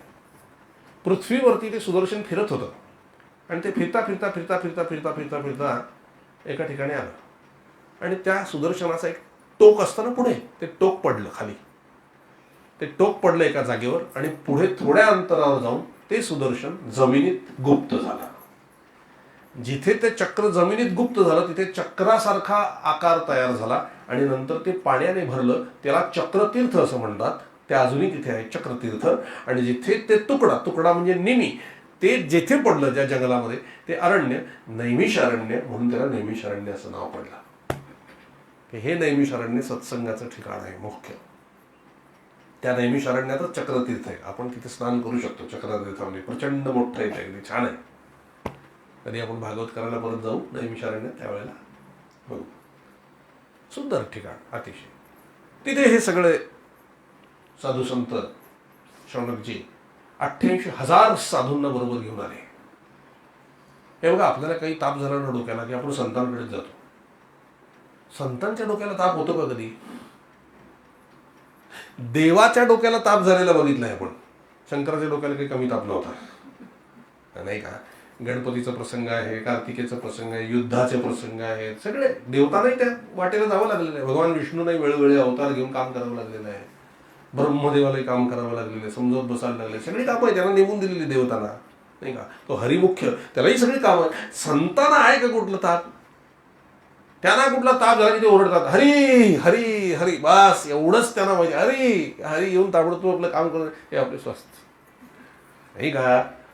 आणि मग हेच आपल्याला उपाय सांगतात की ताप जर त्रिविध ताप नाहीसा करायचा असेल तर काय करायला पाहिजे. आम्ही जे केलं ते तुम्ही करा असं संत सांगतात. अहो तुम्ही काय केलं? काही केलं नाही. काहीच न करुनी प्राणी, रामनाम जपे वाणी, तेने संतुष्ट चक्रपाणी, भक्ता लागी सांभाळी. मी सांभाळतो म्हणाले, तुम्ही फक्त जप करा, काही करू नका तुम्ही. मग काय करा? आम्ही काय करतो, संत काय करतात, बघावं तिथे कथा ऐकत असतात, कथा गात असतात, कथा ऐकत असतात, कथा गात असतात, कथा ऐकत असतात. त्यांना काही कमी पडलं का हो आयुष्यात? त्यांच्या गरजाच कमी होत्या. एका महाराजांचं एक सकाळचं वचन आहे, ज्यांच्या गरजा कमी तो श्रीमंत, ज्याच्या गरजा जास्त तो दरिद्री. आता आपण पहा काय, नाही का. संतांच्या गरजा भागवतात असं वाक्य लिहिलंय बरं का, मी माझ्या तोंडचं सांगत नाही, एक पॅरेग्राफ आहे. प्रश्न विचारलाय परीक्षित राजाने, जर काही करायचंच नाही म्हणलं तर कसं काय चालेल. आता परीक्षित राजाला प्रश्न पडतो तर आपल्या पडला तर कुठे बिघडला, पण त्याला विमान आलं बरं, त्यांनी तेवढे पराक्रम केले, ऐकलं तरी श्रवण, तसं आपण ऐकायला पाहिजे. तरी काय विचार, काही नाही केलं तर. शुक महामुनी काय म्हणतात, मनुष्याला लागणाऱ्या बेसिक गोष्टी ज्या आहेत ते निसर्गाने पुरवलेलंच आहे. कसं? अन्न, झाडं आहेत, फळं आहेत, ते खाऊ शकता तुम्ही, नॅचरल अन्न आहे ते खाल्लं तर तुम्हाला कधी आयुष्यात कुठचा रोग नाही व्हायचा, नाही का. नॅचरल फूड आहे ते जेवण आहे. कपडे, मोठ्या मोठ्या झाडांच्या फांद्या असतात, त्याच्यापासून पण कपडे बनवता येतात, ते गुंडाळता येतात, ते वस्त्र झालं. आणि राहायला निवारा. अशा गुफा आहेत की जिथे थंडीपासून त्रास होत नाही आणि उन्हाळ्यात सुद्धा गरम होत नाही, अशा गुफा आहेत गिरीकंदरांमध्ये, जाऊन राहा, सोय आहे. पण आम्हाला पाहिजे फ्लॅट, मग गरम झालं की कूलर किंवा एसी, आणि काय ते थंडी वाजली की ते बंद करून आणि काहीतरी पांघरून झोपा तिथे. किती गरजा वाढल्या बघा. अन्न पाहिजे तर घरातलं खाऊन कंटाळाला की आम्ही बाहेर जातो, बाहेर नाही तर मागवून घेतो काहीतरी. किती गरजा आम्ही वाढवल्या. आता ते मागवण्यासाठी फोन पाहिजे, नाही का. किती किती काय. आता रेकॉर्डिंग करायचं तर आहेच बघा, नाही का. काय करणार, गरजा आम्ही वाढवल्या. पूर्वी सकाळ संध्याकाळ सत्संग होत असे, ठिकठिकाणी चालू असे, ठिकठिकाणी चालू असे. आता कुठेतरी कोपऱ्यात एक सत्संग चाललेला आहे आणि जे भाग्यवान आहेत ना ते बसून ऐकतायत, ज्यांच्या नशिबात नाही ना ते बसलेत. हे पाहिजे, हे असल्याशिवाय होत नाही. बहुत सुकृतांची जोडी म्हणून विठ्ठल यावे. सत्संग सहज मिळत नाही. सत्संग हे फळ आहे. कसलं फळ आहे? तुम्ही जर मागल्या अनेक जन्मामध्ये तीर्थयात्रा केल्या असतील, खूप व्रत वैकल्य उपवास तपास केले असतील, तर ह्या सगळ्या पुण्याचं फळ आहे तुम्हाला सत्संग ऐकायला मिळणं. म्हणजे हे तुम्ही सगळं मागच्या जन्मी केलेलं आहे जे ऐकायला येत आहे. म्हणून हे सत्संग फळ आहे. कारण सत्संग सर्व साधनांचा राजा आहे, तिथे काही करावं लागत नाही. म्हणून सत्संग महत्वाचा आहे. गरजा आम्हीच वाढवलेल्या आहेत आमच्या. म्हणून तोच माणूस श्रीमंत ज्याच्या गरजा कमी, आणि तो माणूस दरिद्री ज्याच्या गरजा जास्त. गुरुजी आमचे नेहमी म्हणतात, हे चटईवर झोप, चटणी भाकर खाऊन चटईवर झोप येते त्याच्यासारखं, गाढ झोप येते त्याच्यासारखा श्रीमंत माणूस कोणी नाही. आणि ते खरं आहे. परिस्थिती आपल्या आड येता कामा नये. अशी परिस्थितीच भगवंताने बनवलेली नाही जी आपल्या आड येते. आपल्या आड आपणच येतो. नीट विचार करा, हे स्टेटमेंट बघा काय आहे. अशी एकही परिस्थिती नाही आहे जी आपल्या आड येईल. आपणच आपल्या परिस्थितीच्या आड येत असतो. आता सत्संगला जायचं आहे, निर्णय घेतला का, आता सोमवारपासून चालू होत आहे, महिनाभर आपण लावलंय, जाऊया जायचंय. सोमवारी दुपारी जर घरात शिंका आली काय विचार येतो मनामध्ये, कुठे जाऊया, असंही लाईव्ह होतच आहे, घरात बसून ऐकूया. गेलं की नाही पुण्य बघा, लगेच पुण्य जातं. इथे येता येत नाही, आपणच आड येतोय. हे त्यावेळेला जातोय ना कथेला, भगवंत बघून घेईल. हे येतं का बघा. आपणच आपल्या आड येतोय. प्रत्यक्ष परिस्थिती तशी असतेच असं नाही, आपणच आपल्या आड येतो. आपल्या कल्पनाच आपल्या आड येतात. आता जायचं झालं ना मथुरेला जाऊया का, अहो थंडीच भरपूर असेल. जगतात ना लोक तिथे, पण कमीले तिकडचे सगळे. जाऊ शकतो. कोण आड येतं? आपणच आड येतो. आपल्याला जे कम्फर्ट झोन आहे ना, तो आपल्या फार आड येतो बघा. आणि हा कम्फर्ट झोन सोडल्याशिवाय परमार्थ नाही. नेहमी शरण्यात तर काय थंडी असते, माघ महिन्यात काय थंडी असते. अशाही थंडीमध्ये हे ऋषी उघडे कसं सहन करत असते. आमचं इथे 19चं 17 होत नाही तर सगळी मुंबई पेटली थंडी. हो एवढंच सहन होईना. ते मला वाटतं काही दिवसांनी आता हे कसे लाईट लावले ना, तसे गरम ते वाफाच बसवणार. थंडी वाढली की चालू करा, सगळीकडून असे गरम वाफ येईल घरामध्ये. सवय पाहिजे, सवय पाहिजे आणि त्याचा अभ्यास करावा लागतो. मी हे करून सांगतोय. म्हणजे वृंदावनमध्ये असे बरेच काही संत आहेत का त्यांना जेवायला वगैरे असतं, पण ते 3-3 दिवस उपाशी राहतात. का? कधी मिळालं नाही तर साधन सुटता कामा नाही त्या काळामध्ये, म्हणून साधना करत राहिले. मुद्दामून प्रॅक्टिस. आज माझं वय 42 आहे. 40 वर्षापर्यंत मला आंघोळीला कडक पाणी लागत असे. कडक पाणी, त्याशिवाय उन्हाळ्यात पण कडक पाणी. मग हे सगळा सत्संग मी पण ऐकला आणि विचाराला थोडंसं तितिक्षा पाहिजे, तप केलं पाहिजे, नाही तर व्हायचं नाही. यांच्याचकडे होतो मी ज्यावेळेला. म्हटलं आता थंड पाण्याचा अभ्यास करायचा. शक्यच नव्हतं मला थंड पाण्याने आंघोळ करणं, इम्पॉसिबल. अगदी कोमट पाण्याने सुद्धा नाही, कडकच लागायचं. पण हे ओरडायला लागले, तुम्ही काय असे अभ्यास करू नका, करू नका असं. म्हटलं नाही, करायचं आहे म्हणजे करायचं आहे. मला 6 महिने लागले. हळूहळू हळूहळू थंड पाणी, अगदी कसं आता ते तुम्ही समजू शकता काय असेल ते. करता करता थंड पाणी थंड पाणी थंड पाणी करता करता करता करता गार पाण्याने आंघोळीची सवय लागली. अगदी हिवाळ्यात सुद्धा, आत्ता सुद्धा. पण एक फरक मला कळला, तो मी मुद्दाम तुम्हाला सांगतो. हे कशासाठी सांगतो, याच्यात माझं कौतुक शून्य आहे. संतांनी याच्या पलीकडे गेलेलं आहे. मला तुम्हाला सांगायचं काय कारण आहे, आपली त्वचा बदलते. हे मी स्वतः बघितलं अभ्यास करत असताना या गोष्टीचा. गरम पाण्याने आंघोळ एवढे वर्ष केल्यानंतर जी तुमची स्किन असते ना, ती थंड पाण्याने आंघोळीचा अभ्यास तुम्ही केला की तुमची स्किन बदलते, कडक होते ती. आणि नंतर त्या थंड पाण्याचंही काही वाटेन असं होतं. आता जसं मला वाटत नाही. हा अभ्यास आहे. मग लक्षात आलं, तुम्ही शरीराला ठेवाल तसं ते राहायला तयार आहे, ते नाही कंप्लेंट करत. मग मध्ये चोर कोण आहे? मन.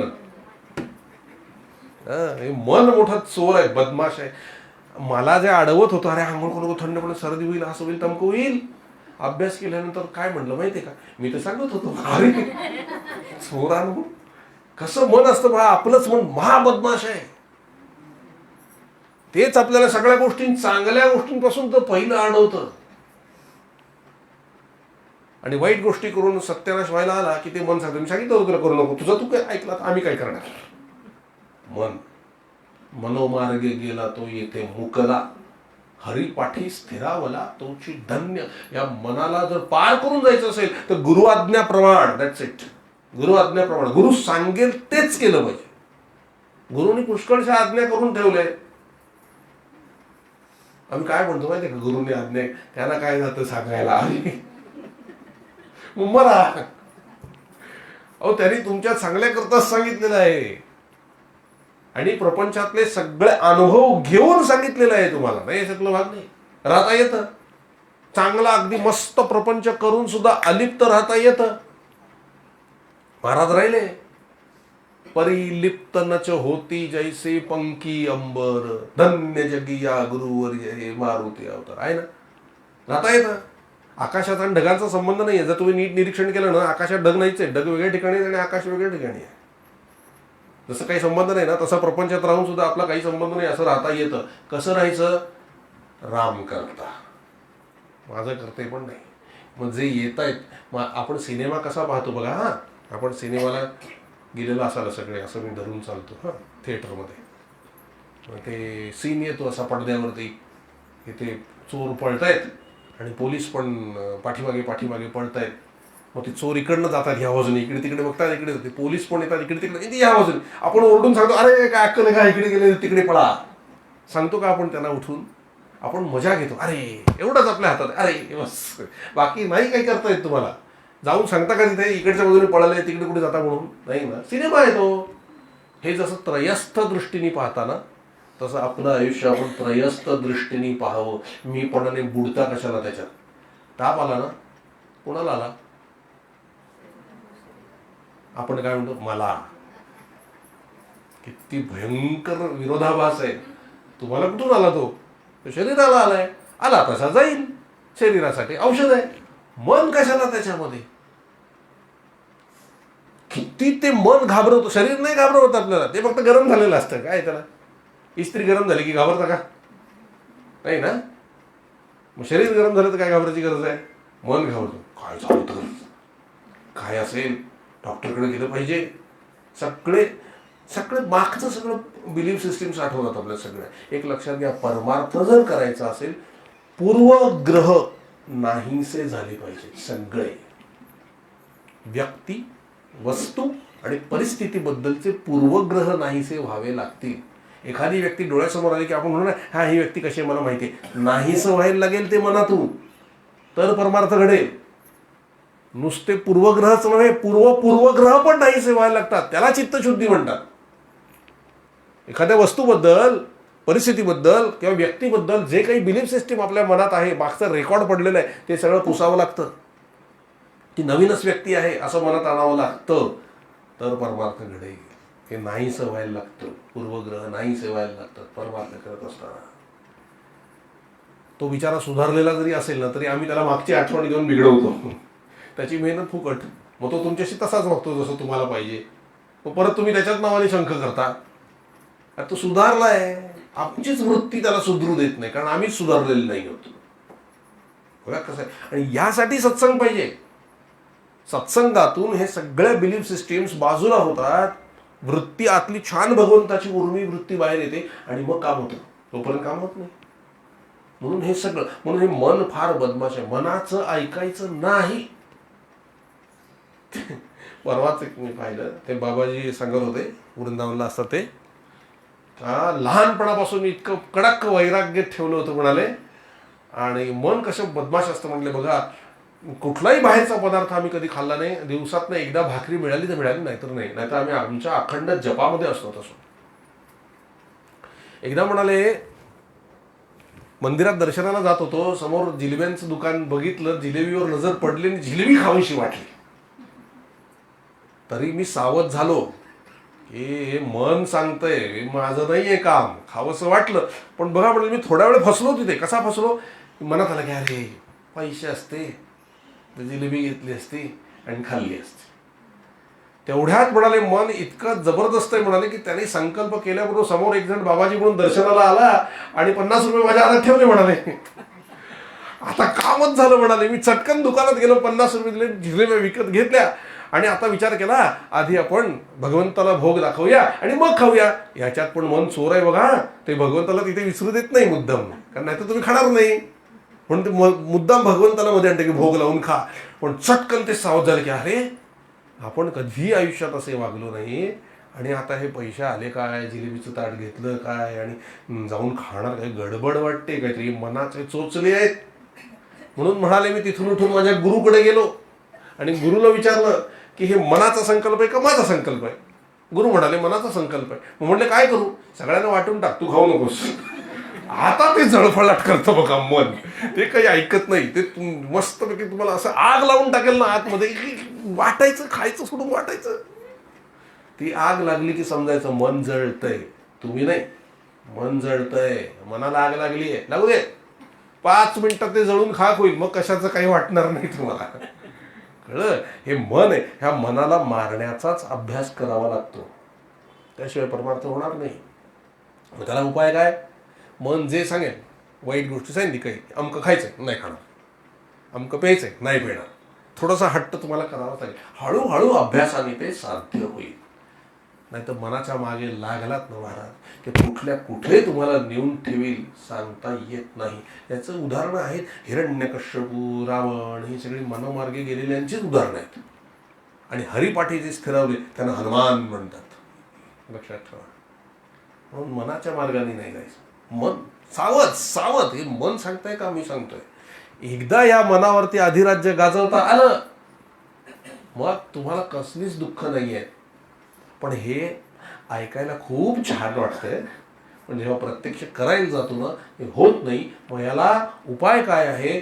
भगवंताच्या लीला सारख्या ऐकणं. म्हणजे मन जे आहे ना ते भगवंताच्या लीलांमध्ये फसतं आणि बाकी गोष्टींकडे बघत नाही.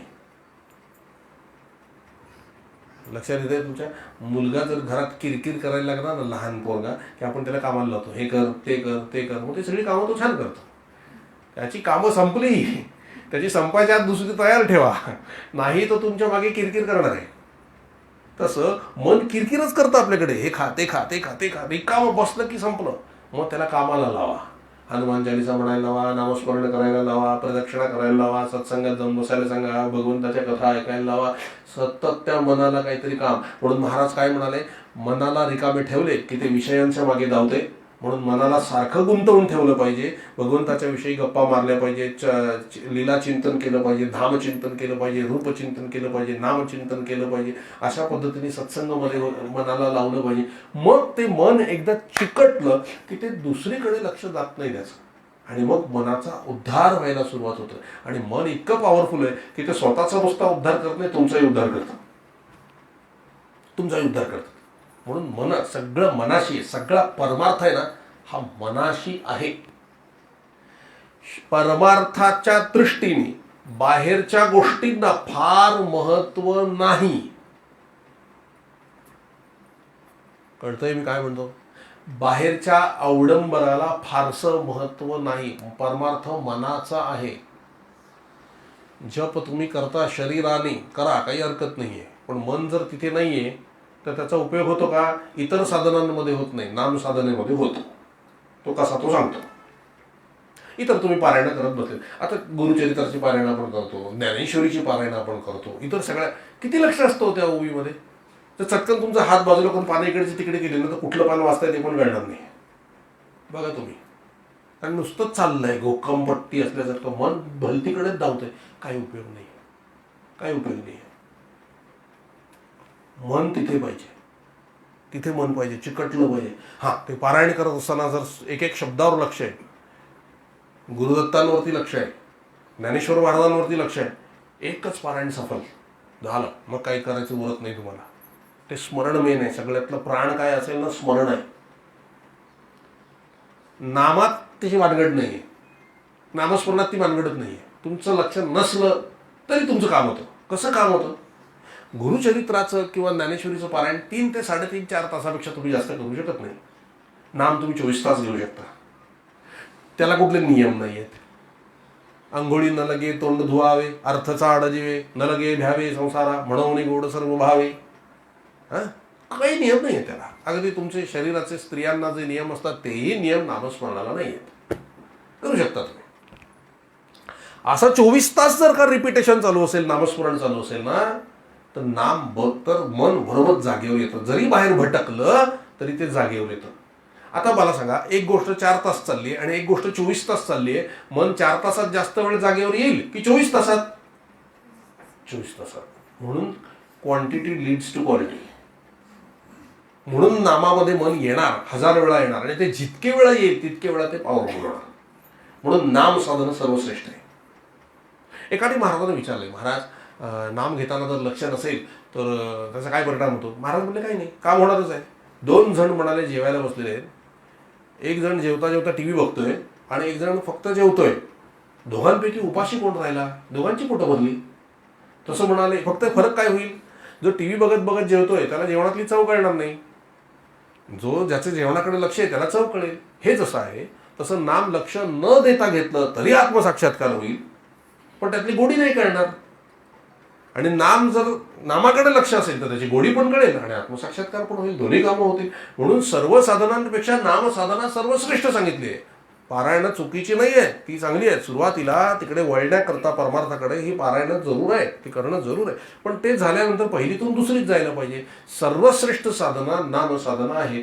आजपर्यंत सगळ्या संतांची लिस्ट तुम्ही काढा, हे सगळे नामानेच तयार झालेले आहे, नामानेच तयार झालेले.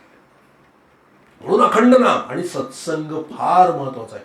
म्हणून हे जर तुम्ही खरे संत पाहिलात ना, सारखे सत्संग सारखे सत्संग सारखे सत्संग 24 तास सत्संगमध्ये बुडालेले असतात आणि नामात बुडालेले असतात. आत्ता मला कळलं, तिथे गुरुजी सुद्धा, मी आजूबाजूला विचारलं, हेबळीचे गुरुजी, ते सुद्धा जेवत असताना सुद्धा सत्संग चालू असतो त्यांचा. मोबाईलवरती तिकडे सत्संग चालू असतो, कोणाचा ना कोणाचं काहीतरी ऐकत असतं, रामकथा भागवत कथा आहे. आंघोळीला गेले तरी सत्संग चालू असतो त्यांचा, सारखा सत्संग. ते म्हणतात एक क्षण पण मी वाया घालवणार नाही. आपण म्हणतो ना, नाम हवं तसं होत नाही, पाहिजे तसं होत नाही, कमी पडतं, ताकद कमी पडते. का ताकद कमी पडते? त्याला लागणारी टॅबलेट आम्ही घेतच नाही. ती जी शक्ती आहे, ती शक्ती लागणारी टॅबलेट आम्ही घेतच नाही. ती काय आहे? सत्संग आहे. 24 तास सत्संग चालू ठेवा. सारखं मोबाईलचा एक फायदा चांगला आहे, तुम्ही फक्त सत्संग चालू ठेवून द्या, कोपऱ्यात ठेवून द्या, त्याचं चालू राहतो सत्संग, ऐकत राहा, तुमची कामं करत राहा, नाही का? एका तासात 10 वेळा तर लक्ष एखाद्या शब्दावर जाईल आणि काय गोष्ट क्लिक होऊन तुम्ही चटकन तुमची साधना वाढेल, नामस्मरण वाढेल, सांगता येणार नाही. तुमचा फायदा आहे. म्हणून हे बॅकग्राऊंडला एक लक्षात घ्या, आपण कुठलंही काम करत असताना बॅकग्राऊंडला एक धून चाललेली असते आपली, आणि त्याच्यामुळे आपला सत्यानाश आहे. ती काय आहे धून? मी माझं, मी माझं, मी माझं, मी माझं, हे 24 तास चाललंय. मला, मी, मला, माझं. ह्याच्याऐवजी ती बॅकग्राऊंड बदलून अखंड सत्संगची बॅकग्राऊंड चालू ठेवा. सत्संग सारखा ऐका, सारखा ऐका. विदिन 2 days, फक्त 2 दिवसात तुमचं चित्त शुद्ध होईल बऱ्यापैकी, तुम्हाला अनुभव येईल. आणि चित्त शुद्ध होण्याचं लक्षण म्हणजे काय आहे? आनंद व्हायला लागतो. उगीच आनंद म्हणजे चित्त शुद्ध होण्याचं लक्षण आहे थोडं तरी. म्हणून सारखा बॅकग्राऊंडला हे चालू पाहिजे. आता दोन्ही गोष्टी बॅकग्राऊंडला चालू राहतील, मी माझं आणि सत्संग दोन्ही चालू राहील बॅकग्राऊंडला. पण काय होतं, हा सत्संग इतका पॉवरफुल आहे की तो मी आणि माझं गिळून टाकतो आणि सत्संग कंटिन्यू राहतो.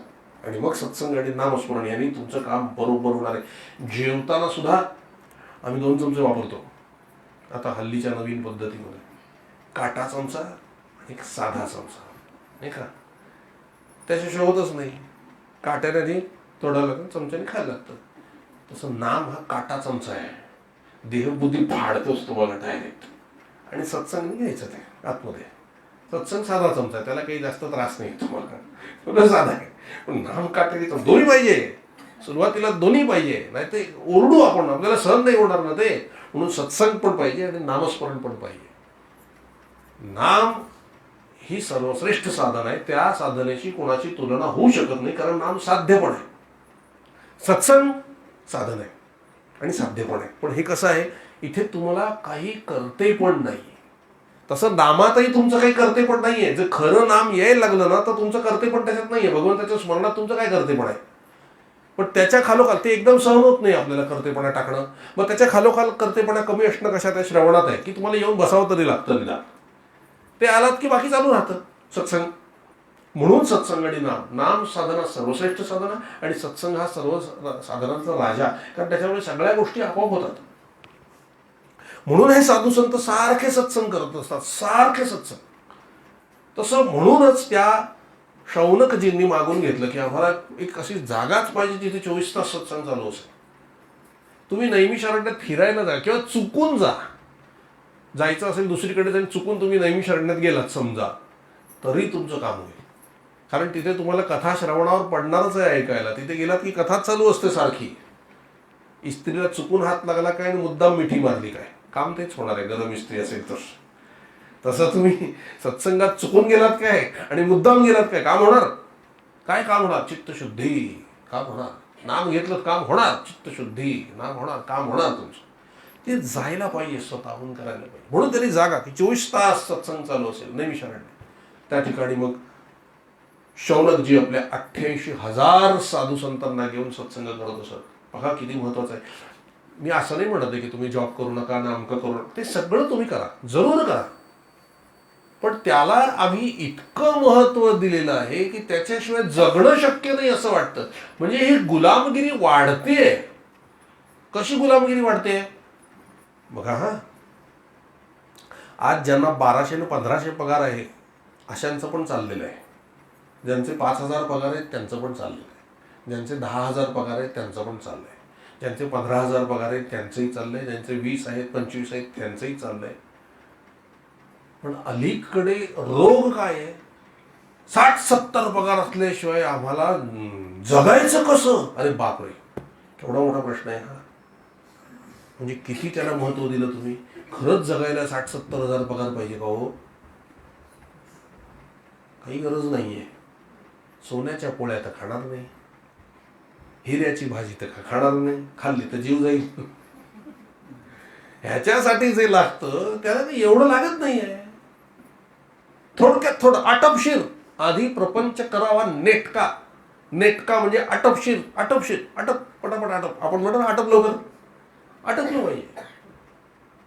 अहो कसले 24-24 तास काम करत बसतात. ते घरात ऑफिस आहे का घर आहे आठवतच नाही त्याला नेमकं. काय गरज आहे एवढं तडफड करायची? काय गरज आहे? एका मी विचारलं तुम्ही एवढं. अहो म्हणले मग घरी बसून काय करायचं? अहो म्हणलं मी घरी बसायला नाही सांगा, सत्संग करा तेवढा वेळ. सत्संग काय करायचं? गेलं आयुष्य. एकदाच मिळतंय आयुष्य, एकदाच मिळतंय. ते गेलं की आपल्याला पशुपक्षीच व्हायचं आहे. जे दिसतंय ना आजूबाजूला सगळी जनावरं, हेच व्हायचं आहे आपल्याला. दुसरा चान्स नाही आहे. दुसरा चान्स मनुष्य जन्माचा नाही आहे. जर हवा असेल तर त्याला नामसाधनाच पाहिजे, सत्संगच पाहिजे, तरच मिळेल. सत्संगात फक्त मला वाटतं मनुष्यांनाच बसण्याचा अधिकार आहे इथं, होय ना? आता जरा जनावर आले ऐकायला जावं इंग्लिश महाराजांची कथा ऐकूया काय होईल इथं, कळतंय ना? त्यामुळे तुम्ही म्हणाल पुढल्या जन्मी बघू सत्संग ऐकू. नाही हो, कोणी येऊ देणार नाही तुम्हाला. आला तर फटके देतील. मनुष्य जन्मातच शक्य आहे आणि तो मिळालाय. कर्म धर्म संयोग आणि तो मिळालाय. त्याचं सोनं करा, सोनं करा त्याचं. आपण ऐकवतो की नाही आपल्या मुलांना, अरे एवढे चांगले आई वडील मिळालेत, नशीब समज, आम्हाला नव्हते असे, फायदा करून घे, फायदा करून घे. तो आपला मायबाप पण आपल्याला तेच सांगतो, अरे मनुष्य जन्म दिलाय ना लेका, असं मिळणार नाही, फायदा करून घे, फायदा करून घे.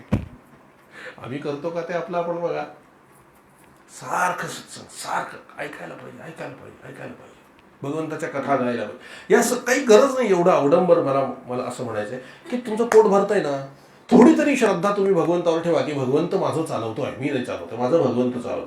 जमेल ते करा, मोकळे व्हा आणि उरलेला वेळ सत्संगात, नामस्मरणात, साधनेत द्या. कारण जे लोक भरपूर काम करत आहेत, भरपूर पैसा पाणी कमवत आहेत, त्यांची मेंटली पोझिशन बघा काय आहे. पैसे छापण्याचं यंत्र झालंय ते. घरात काहीही सुख नाही, वेळच नाहीये. रात्री आले, झोपले, सकाळी उठले, चालले काम. काय लाईफ आहे? काय मिळवलं? हे सगळं करून ज्या स्थैर्य तुम्हाला, मी काय असं नाही म्हणत आहे, स्थैर्य ज्याच्यासाठी तुम्हाला पाहिजे त्या स्थैर्यासाठी तुम्ही करताना सेटल व्हायचंय ना तुम्हाला. आहात का सेटल? बघा बरं, काही वर्षासाठी तुम्ही प्रापंचिकली स्टेबल होऊन जाल, सेटल होऊन जाल. मेंटली कधी सेटल होणार तुम्ही? नाही होत सेटल. म्हातारपणी सुद्धा आम्ही मेंटली सेटलच नसतो. अपेक्षा नसलेल्या गोष्टी पदरात पडतात आणि मग त्रास होतो. आणि एकच प्रश्न सगळ्यात शेवटी सगळ्यांना पडतो, माझ्या बरोबरच आहे का? वाय मी? पडतो ना प्रश्न. चांगल्या गोष्टी जेव्हा येतात तेव्हा हा प्रश्न पडत नाही, माझ्या बरोबरच का? वाईट गोष्टी आल्या की पडतात, माझ्या बरोबरच का? कारण जे करायचं होतं ते केलं नाही. भागवत हेच आहे. एवढी सगळी उदाहरणं भागवतामध्ये. शेवटी सगळ्यांना भगवत चिंतनच करावं लागलंय. कारण भगवत चिंतनाशिवाय समाधान नाहीये, आनंद नाहीये. जो तुम्ही प्रपंचात शोधता तो तिथं नाहीये आनंद. तो आनंद फक्त तुम्हाला भगवंताच्या चरणीच आहे. विचार भलते सलते करून तुमचंच नुकसान आहे. विचार भगवंताचे केले तर तुम्हाला आनंद आहे. आणि एक लक्षात ठेवा, तुम्ही दुसऱ्याला कधीही ताब्यात ठेवू शकत नाही, कोणीही असू दे. कारण तुमचा स्वतःवरच ताबा नाहीये, तुम्ही दुसऱ्याला काय ठेवणार? रोज आपण ठरलेल्या वेळेला उठू शकत नाही, कंटाळा करून झोपतो, जाऊ दे नंतर बघू. स्वतःची शिस्त आपण स्वतःच पाळू शकत नाही, दुसरा तो शिस्तीत राहणार आहे कसं सांगू शकतो? कसे आपण दुसऱ्यांवर जोर जबरदस्ती करू शकतो? त्याचं रूपांतर भांडणात होतं, नाही का? आपल्या हातात नाही आहे महाराज. आपले विचार आपल्या ताब्यात नाहीत, आपलं शरीर आपल्या ताब्यात नाही, आपले कान नाक डोळे आपल्या ताब्यात नाहीत. नाक आहे का ताब्यात? काही ताब्यात नाही आहे. कसे आपण दुसऱ्यावर ताबा मिळवू शकतो मला सांगा? मी म्हटल्याप्रमाणे माझं होत नाही तर दुसऱ्याने माझ्या म्हणण्याप्रमाणे वागावं कसं पॉसिबल आहे? पॉसिबल नाही आहे. मग काय करायला पाहिजे? भगवंताचं चिंतन करायला पाहिजे आणि असं राहा. असं नका राहा, असं राहायला पाहिजे. तुम्ही बघा, भगवंता तुझ्या चरणी मला समाधान आहे, मी तुझा आहे आणि तू माझा आहेस. मग हळूहळू हळूहळू समाधानाचे या जगात तुझ्याशिवाय माझं दुसरं कोणी नाही. हे बाकीचे सगळे आहेत पण तुझ्याशिवाय नाही. ते माझे सोयरे सज्जन सांगाती पाय आठविती विठोबाचे, येरा मानविधी पाळना पुरते देवाची ती भूते म्हणून या. हे जसं आहे तुकाराम महाराजांनी म्हटलेलं, तसंच देवा तूच माझा आहेस. हे सगळे आहेत माझ्या आजूबाजूला, आई आहे, वडील आहे, नवरा आहे, बायको आहे, मुलं आहे, हे सगळं तूच आहेस. हे सगळं तुझीच रूप आहे, पण तूच माझा आहेस. म्हणजे मग आम्ही इतरांकडे भिका मागणार नाही. माझ्यावर प्रेम नाही का? मला समजून घेत नाही का? माझं ऐकत नाही का? आहेत तर कंप्लेंट्स, आणि त्या म्हातारपणापर्यंत राहतात. लग्न झालेली नवीन असते ना मुलगी, ती काय म्हणते, तुमचं मुळी माझ्यावर प्रेमच नाही. आणि तीच म्हातारी झाली की शेवटचं वाक्य असतं, तुम्ही माझं वाटोळं केलं. बायको बोलून दाखवते, बाकीचे बोलत नाहीत, नवरा शांत असतो. पण म्हणायचं तेच असतं. ते डोळ्यात नीट बघितलं तर कळेल. मग काय मिळवलं? एवढ्या सगळं 40 वर्ष मेहनत करून काय मिळवलं? करू नये असं माझं म्हणणं नाही. चुकलं काही नाही, तुमचं कर्तव्य करताय तुम्ही, बरोबर चाललंय. मन कशाला फसवताय तिथं? मनाने मी भगवंताचा आहे एवढंच लक्षात ठेवलं पाहिजे. मला दिलेली ड्युटी आहे ती भगवंताने. मी माझा फक्त भगवंता तूच आहेस, रामा तूच आहेस माझा, बाकी कोण नाही माझं. हे डोक्यात ठेवलं ना तर मग समोरच्याकडून वेडी वाकडी वागणूक झाली तरी त्रास नाही व्हायचा. हो, त्रास नाही. ठीक, तुम्ही उलट सांभाळून घ्या. तुम्ही तर स्वतः ताब्यात पाहिजे ना सांभाळायला. एक आठवड्यापूर्वी एक ऍक्सिडेंट बघितला. जोरात तो माणूस खांबावर आपटला, बाईकवरनं पडला आणि थोडंसं रक्त यायला लागलं. पटकन एक माणूस धावत गेला त्याला उचलायला. तो तर रक्त बघून करत धरतो, तोच गडगडून पडला. शेवटी त्या पडलेल्याने कसं तरी रक्त पुसलं, त्याला उचलून हॉस्पिटलला नेलं. हे मी बघितलेलं सांगतोय तुम्हाला. काय उपयोग आहे? अहो, समोरच्याचा जर ऍक्सिडेंट झालेला असेल तर आपण मन शांत पाहिजे की नाही आधी? त्याला उचलून नेऊ आणि मग आपलं बघू. हॉस्पिटलला बघायला जाणारे चक्कर येऊन तिथे पडतात हॉस्पिटलमध्ये, त्यालाच ऍडमिट करावं लागतंय. आपण पक्केच नाहीये, भरोसाच नाहीये. पक्का असलं पाहिजे. पक्क कोणाच्या भरोशावर होईल? भगवंताच्या भरोशावर होईल. हे बघा, ऍक्सिडेंट झाला एखादा, आपण गेलो तर आपण आधी स्वतःला स्टेबल केलं पाहिजे. मला काही होत नाही, मी ठीक आहे, आता मला याला बघायचंय, हे मनात पाहिजे की नाही? तर तुम्ही स्टेबल राहू शकाल. तसं ही मला सगळी जी मंडळी दिली आहेत आजूबाजूला ती भगवंताची आहेत आणि ती भगवंताने मला दिली आहेत सांभाळायला. आणि माझं कोण असेल तर भगवंत आहे. आता मी बघेन काय करायचं, मग स्टेबल राहा. माझे म्हटलं आणि त्यांनी गडबड केली की तुम्ही गेलात.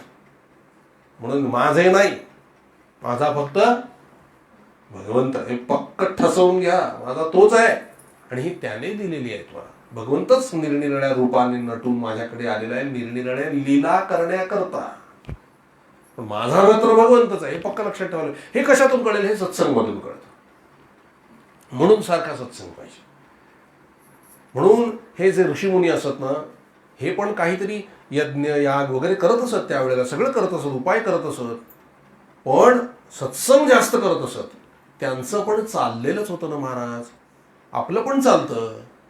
कोरोना काळामध्ये कित्येक लोकांच्या नोकऱ्या गेल्या तरी सुद्धा घरं चालली ना, औषध पाण्याची व्यवस्था झाली ना, काळजी वाटत होती आपल्याला पण काम झालं ना. मग काळजी व्यर्थ आहे की नाही?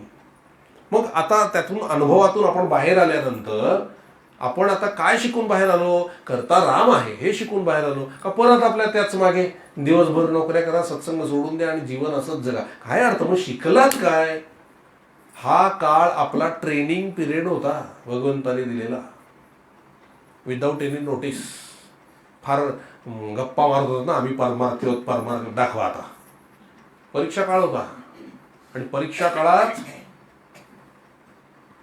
80% पब्लिक फेल. गेले परमार्थ हवेत सगळ्यांचे, पण ज्यांचे चांगले पक्के परमार्थ होते ते टिकले, तेच टिकले. मुळात भगवंत माझा पाठीराखा असताना मी घाबरतो, हे केवढे मोठे शोकांतिक आहे. तो आहे, तो बघेल हे सारखं वाटलं पाहिजे ना. आम्हाला त्याच्यावर भरोसाच नाहीये. माझ्या जीवनात घडणारी प्रत्येक गोष्ट ही त्याच्या इच्छेने घडते हे इतकं पटलं पाहिजे आपल्याला, आणि ती घडत असताना दिसलं पाहिजे की याच्यात त्यांचा हात आहे. माझ्या जीवनात जर काही वाईट घडतंय तर त्यांच्या इच्छेने घडतंय, म्हणजे काहीतरी चांगलं असलं पाहिजे. चांगलं घडलं तर वाटतं की त्याच्या कृपेने झालं, हो वाईट घडताना का नाही वाटत त्याच्या कृपेने चाललंय, काहीतरी पुढे चांगलं असलं पाहिजे याच्यात. मला दिसत नाहीये पण आहे चांगलं. हात दुखतोय त्याची इच्छा चांगला आहे, पाय दुखतात त्याची इच्छा चांगला आहे, अंगात ताप आहे त्याची इच्छा चांगला आहे, सर्दी झाली त्याची इच्छा, हॉस्पिटलला ऍडमिट व्हायला लागणार इच्छा त्याची इच्छा. ही गप्पा नाही येत. गुरुजीला डायबिटीस आहे, हेबळीचा गुरुजी. त्याला एकदा हिंदूच्या हॉस्पिटलला मी ऐकलं की त्याला तिकडे नेलं होतं, गँग्रीन झालं होतं म्हणून पाय कापावा लागला होता, आणि त्यांना सांगण्यात आलं की उद्या तुमचं ऑपरेशन आहे, पाय कापावं लागेल. ठीक आहे, इझी, ठीक आहे. त्यांना विचार, अहो गुरुजी कसं काय? महाराजांची इच्छा. इतकं लाईटली. आणि दुसऱ्या दिवशी डॉक्टरांनी म्हणले आता ऑपरेशन थिएटरला घेतोय, फक्त परत एकदा एक्सरे हे काढून घेऊया. ठीक, काढा बघा. काढलं तर पाय बरोबर, काही झालं नव्हतं, निघून गेलं होतं ते, आणि जखम पण बरी झाली होती. ते म्हणले हे काय मिरॅकल आहे? ते मला नाही माहिती. म्हणले महाराजांची इच्छा. सम सुख दुःख समे कृत्वा लाभालाभो जयाजयो. काय नाही येत आपल्यामध्ये? इतके वर्ष आपण परमार्थ करतो, मग प्रत्येक गोष्ट त्याच्या इच्छेने घडते का नाही वाटत? का नाही वाटत? बायको चुकीच्या मार्गाने जाते आपल्याला कळलं. परमार्थिक माणसाचं सांगतो मी, बाकीच्यांचं बोलत नाही. बायको चुकीच्या मार्गाने जाते आपल्याला कळलं, परमार्थिक माणसाला पहिली रिॲक्शन आली पाहिजे महाराजांची इच्छा, त्यांच्या इच्छेने चाललंय ना, काहीतरी त्यात चांगलं असलं पाहिजे. मी काही करणार नाही, महाराज तुम्ही करा काय करायचं ते. आणि मौन हा परमार्थ आहे.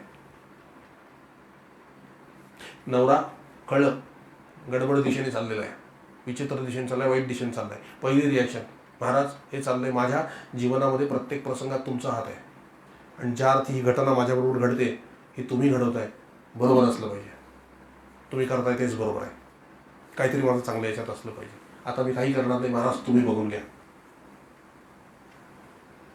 हा परमार्थ आहे.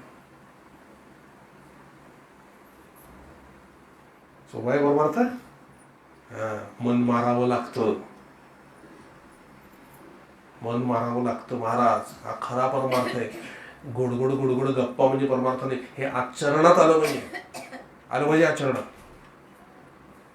माझ्या मनाविरुद्ध घडणारी प्रत्येक गोष्ट ही भगवंताच्या इच्छेने घडते आहे, आणि ती माझ्या हिताची आहे, वाटलं पाहिजे. हे ज्या दिवशी वाटायला सुरुवात होईल, आणि वाटून तुम्ही 1-2 तास काढा, जास्त नाही, बघा आनंद काय असतो ते कळेल. इतकी परमशांती येईल ना, इतकी परमशांती येईल ना, तुम्हाला कसली फिकीरच राहणार नाही. पण तिथपर्यंत आपण पोचतच नाही.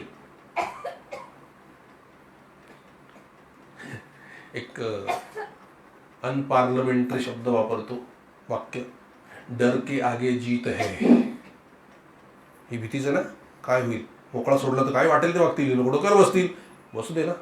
महाराजांची इच्छा असेल ना, त्याने डोक्यावर बसतील, सोडा, ही भीती आहे ना, जा सोडा, महाराजांना सोडा, आणि थोडा वेळ राहा, पुढे आनंद ठेवलाय. तोच नवरा विचारायला येईल किंवा बायको विचार काय करू, चालेल, आणि नाही विचारलं तरी स्वस्थ होऊन जाल तुम्ही, आणि तुम्हाला पडलेलं नसणार.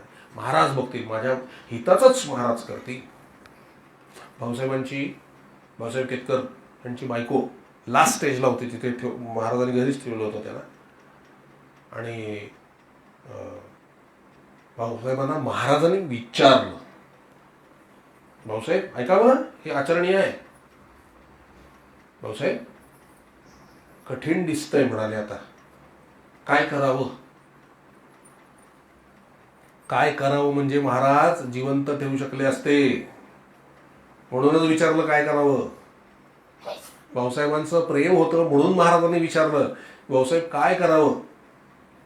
तर भाऊसाहेब काय म्हणाले, काय मी 70-80 वर्षाचा सहवास झालेला, कोणाला वाटेल गडबड व्हावी. आपण असं पहिलेच नाही, काय वाटेल ते तुमचं तत्वज्ञान बाजूला ठेव, पहिले बरं करा. भाऊसाहेब काय बोलले माहिती, ज्याच्यात तिचं कल्याण असेल असं करा महाराज. सोपं आहे का मनाची तयारी.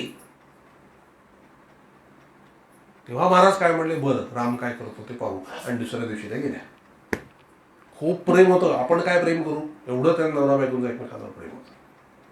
आणि पुढे काही वर्षांनी महाराज बोलले बाबा बेलसऱ्यांना की भाऊसाहेब इतकं जगतील असं वाटलं नव्हतं, नाही तर बाईंना ठेवणं कठीण नव्हतं. हा परमार्थ आहे.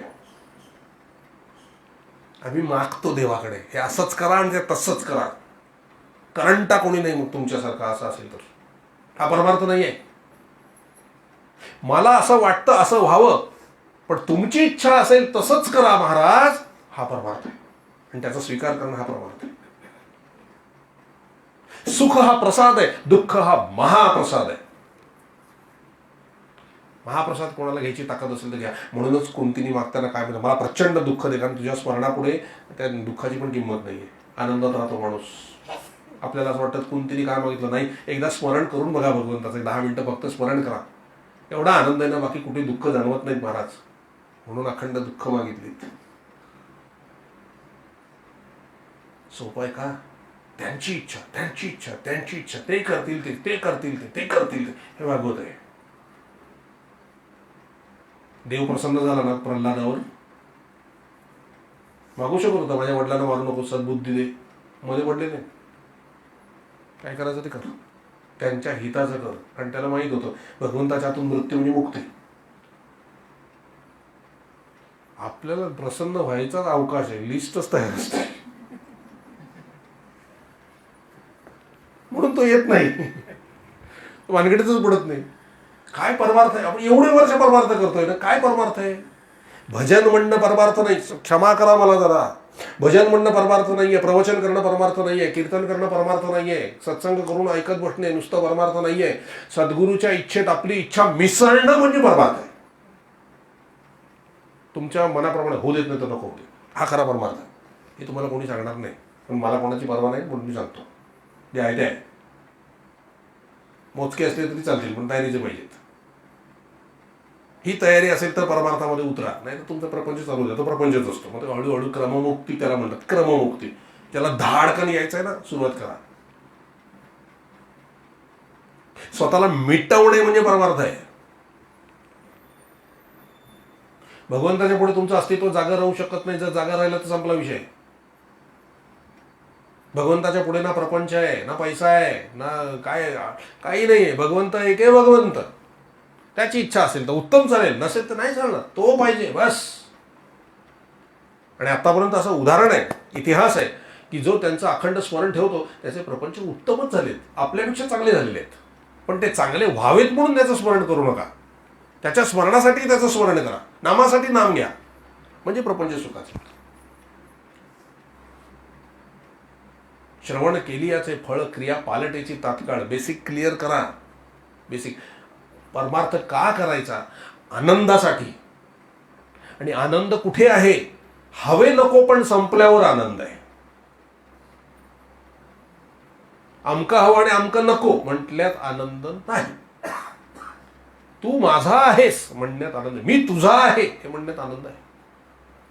याच्यापेक्षा दुसरा आनंद नाही. आणि खरा परमार्थ हा आहे. म्हणून हे साधू संतांनी आपले सगळे हवे नको पण जाळून ते बसलेले आहेत तिथे भगवंताच्या चिंतनात.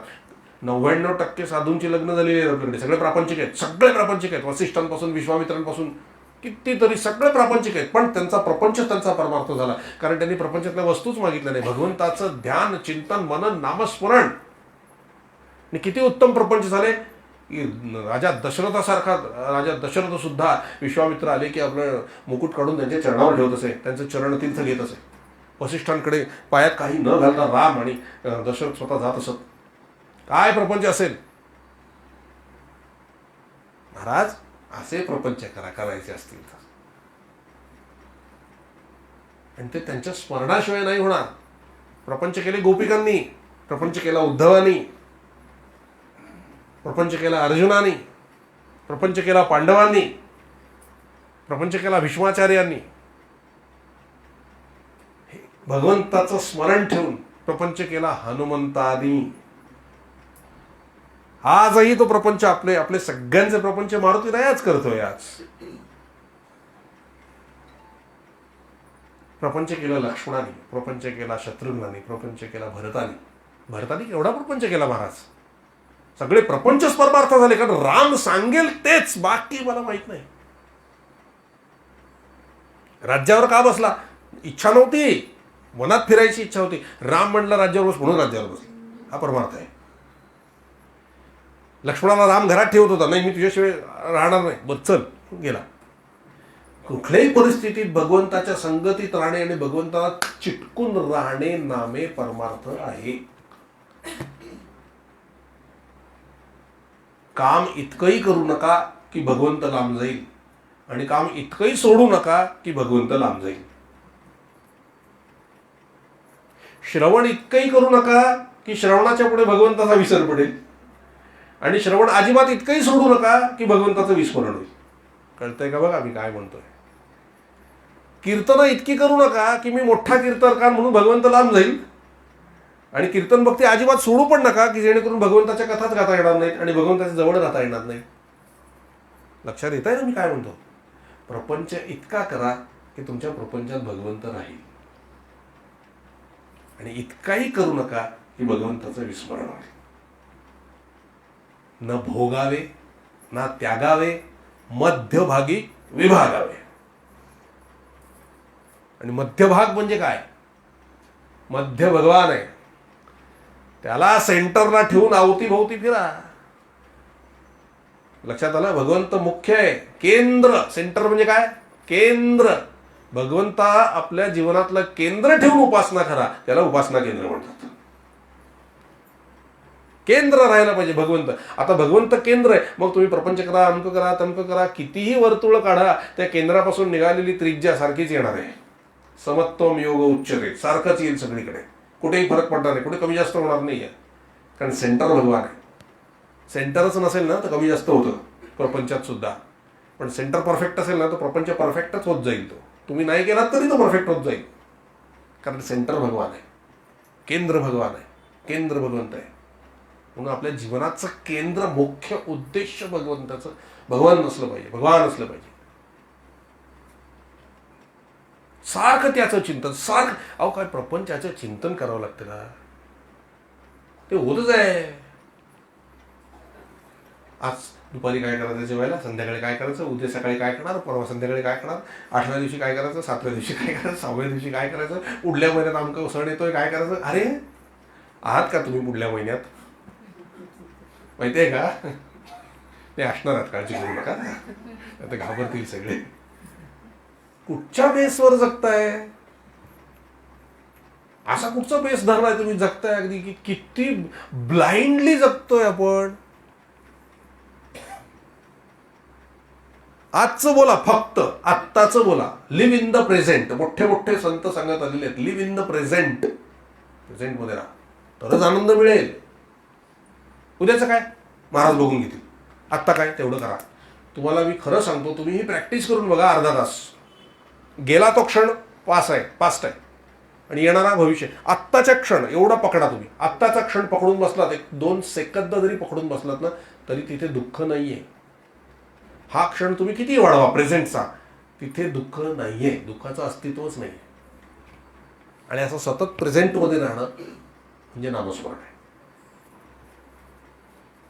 करून बघा, दुःखच नाहीये, अस्तित्व. आपण जर दुःख नाहीये तर आपण कुठली कल्पनाच आहे सगळी. मला दुःख आहे ही कल्पनाच आहे. आपल्याला भीती बसते ती कल्पनेचीच आहे. आता मला ताप आलाय, ठीक आहे, ह्याच्यात काही सुख दुःख नाहीये. ह्याच्या पुढच्या ज्या कल्पना आहेत ना, कोरोना तर नसेल, काही वेगळा आजार तर नसेल, आपण मेलो तर, ह्या कल्पना आहेत आणि याची भीती आहे. मला ताप आलाय याच्यात भीती नाही आहे. प्रेझेंटमध्ये ताप हे नाही आहे, तुम्हाला दुःख नाही आहे. या नेक्स्ट कल्पना करता तुम्ही आणि पास्टच्या कल्पना, मागे असा कोणाला ताप आला होता त्यानंतर तो मेले. कळतं? भविष्य आणि भूत. भविष्य काळात तरी तुम्ही आहात, तर भूतकाळात. प्रेझेंटमध्ये कोणीच नाही आहे आणि जेव्हा प्रेझेंटमध्ये येतं तेव्हा कळतं ताप गेलेला आहे. मग कशाला डोक्याला ताप करून घेतला? कळतंय का मी काय म्हणतो? प्रेझेंटमध्ये राहा, काही नसतं. प्रेझेंटमध्ये दुःख असण्याचं काही संबंधच नाही आहे. तुम्ही बघा, प्रयोग करू. आता भूक लागली, 5 मिनिटं स्वस्त बसा. एक पॉइंट येईल की खडखडून भूक लागेल, तोही तुम्ही जरा गप्प बसा. नेक्स्ट मिनिटाला भूक संपलेली असेल, संपलेली असेल भूक. हे काय आहे? त्या भुकेसाठी घरात केवढं तांडव आहे, त्याच 5 मिनिटासाठी. अगदी समोरच्या आखला काढून मोकळा होतो, पण ती गोष्ट 5 मिनिटाने संपणारी आहे. पण पुढे जी तुम्ही अक्कल चालवलेली आहे ती पुढचे 2-2 आठवडे 2-2 महिने चालू राहते. समजतंय मी काय म्हणतो? Live in the present. लागली आहे ना भूक, ठीक आहे, लागली, ओके फाईन. असेल तर खायचं, नसेल तर गप्प बसा. काही मरत नाही, मरत नाही. आणि हे 5 मिनिटात तुम्ही लक्ष इकडे तिकडे ठेवलं की शांत होऊन जातं. ह्याला वृत्ती म्हणतात. वृत्ती, मनात येणारी वृत्ती. टाइम झाला आपला. वृत्ती, एक वृत्ती उठली की त्याचं उर्मित रूपांतर होतं, आणि उर्मित रूपांतर झालं की कृती घडल्याशिवाय राहत नाही.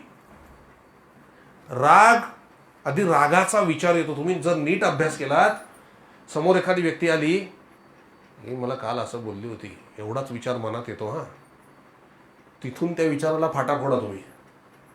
जर त्या विचारावर स्टे राहिलाच स्थिर की पुढचे विचार सुरू होते, नेहमी असंच वागतो.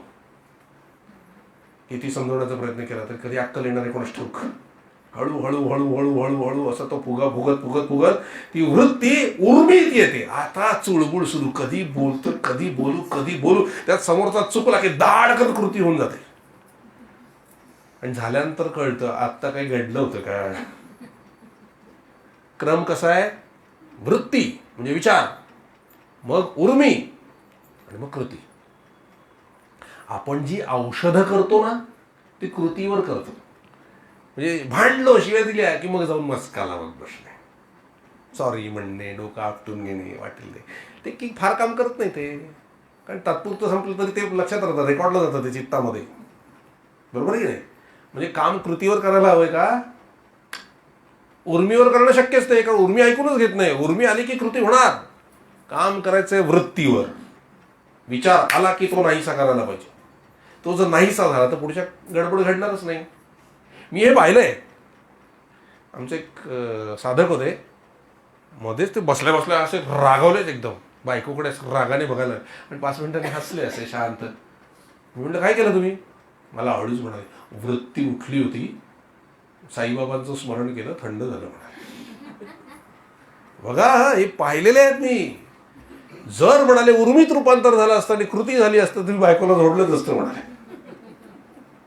पण म्हणाले जी वृत्ती उठली लगेच आतून बाबा बाबा बाबा बाबा बाबा स्मरण झालं साईबाबांचं, वृत्ती थंड झाली.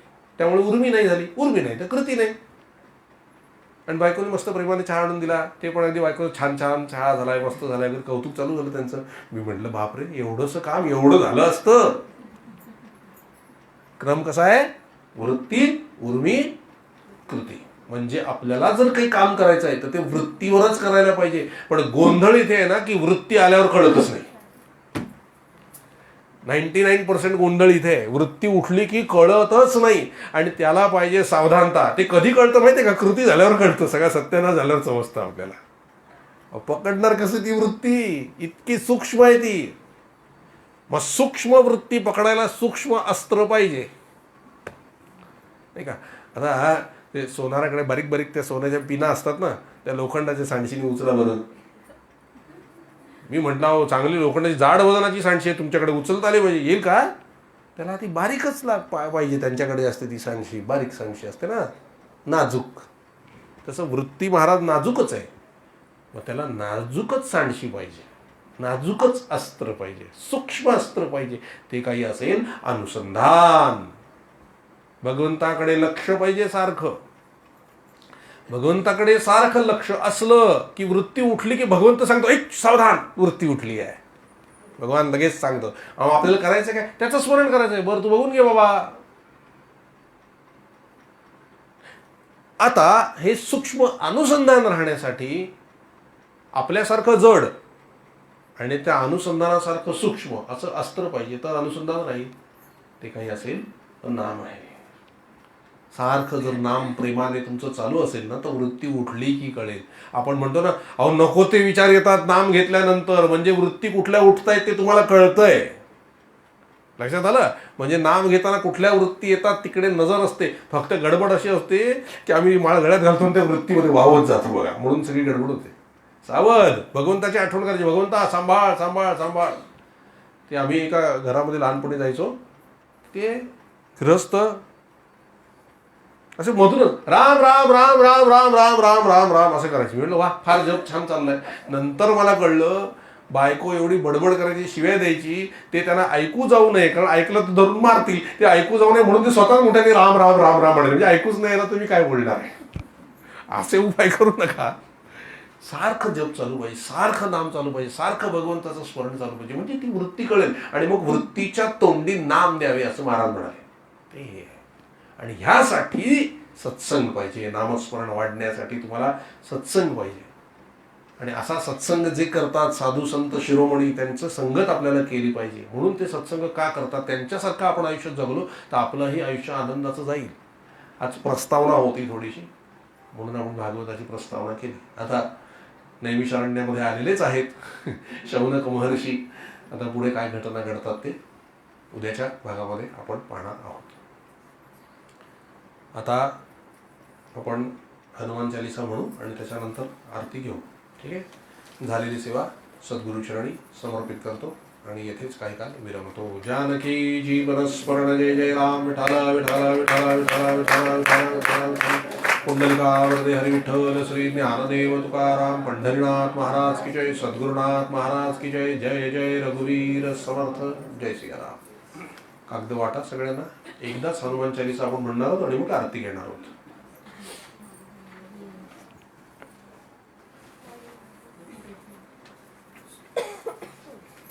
संख्या किती आहे मोजून घ्या, लोक किती आहेत ती.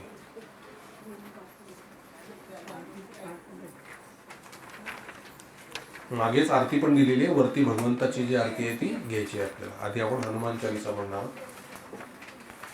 तोपर्यंत आरतीची तयारी करून घ्या, दिवे वगैरे लावून घ्या.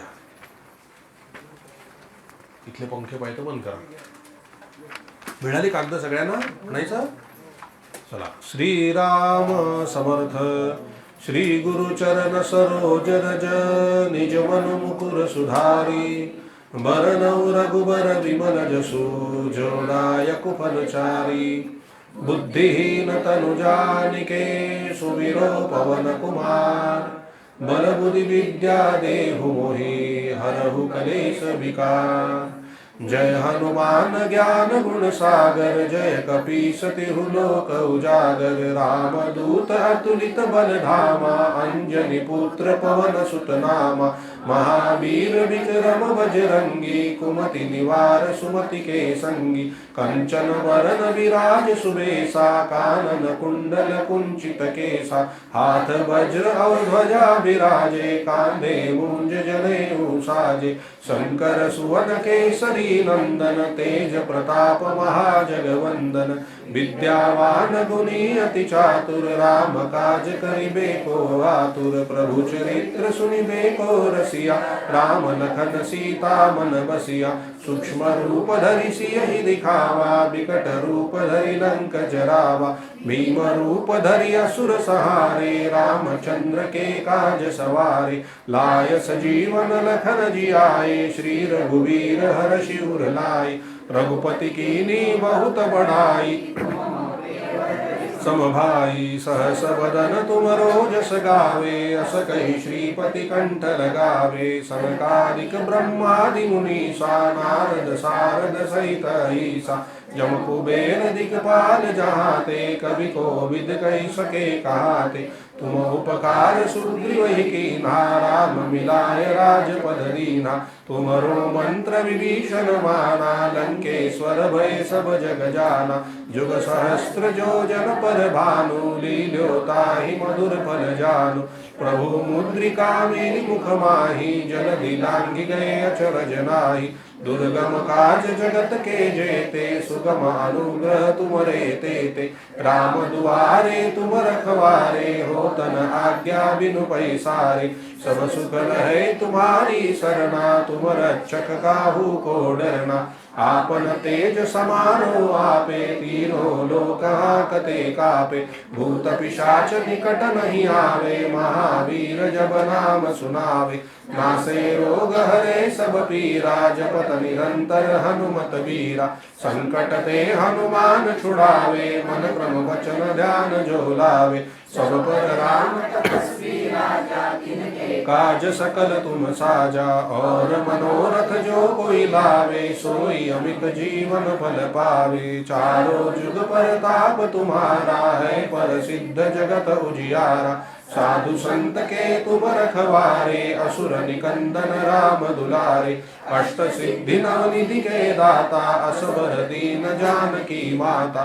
राम रसायन तुमरे पासा, सदा रहो रघुपति के दासा। तुमरे भजन राम को भावे, जन्म जन्म के दुख बिसरावे। अंत काल रघुबरपुर जाई, जहाँ जन्म हरि भक्त कहाई। और देवता चित्तन धरई, हनुमत से सर्व सुख करई। संकट कटे मिटे सब पीरा, जो सुमिरै हनुमत बलवीरा। जय जय जय हनुमान गुसाई, कृपा करहु गुरुदेव की नाई। जो शत बार पाठ कर कोई, छूटहि बंदी महासुख होई। जो यह पढ़े हनुमान चालीसा, होय सिद्धि साखी गौरीसा। तुलसीदास सदा हरिचेरा, कीजे नाथ हृदय मडेरा। पवन तनय संकट हरण, मंगल मूर्ति रूप। राम लखन सीता सहित, हृदय बसहु सुरभूप। सियावर रामचंद्र की जय, पवन सुत हनुमान की जय। उमापति महादेव की जय, जय जय रघुवीर समर्थ। आता आरती है, पंखा बंद करो।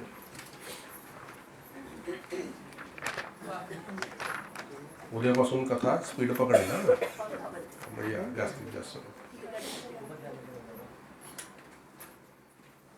सत्संगला कमीत कमी 5-6 तास तरी पाहिजेत. राहू दे ना, आरती होऊ दे, पहिला दिवस होऊ दे, मग नंतर उद्यापासून कथावर थांबवू.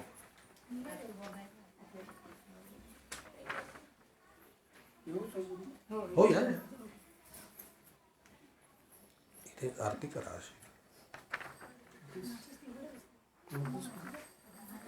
आहे का तिकडे? 25 आहे तिकडे. श्रीराम जय राम जय जय राम.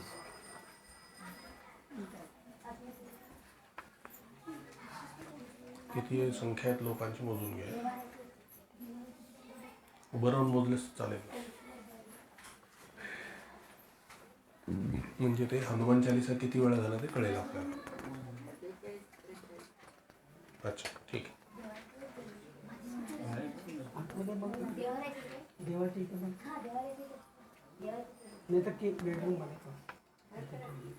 श्रीराम जय राम जय जय राम.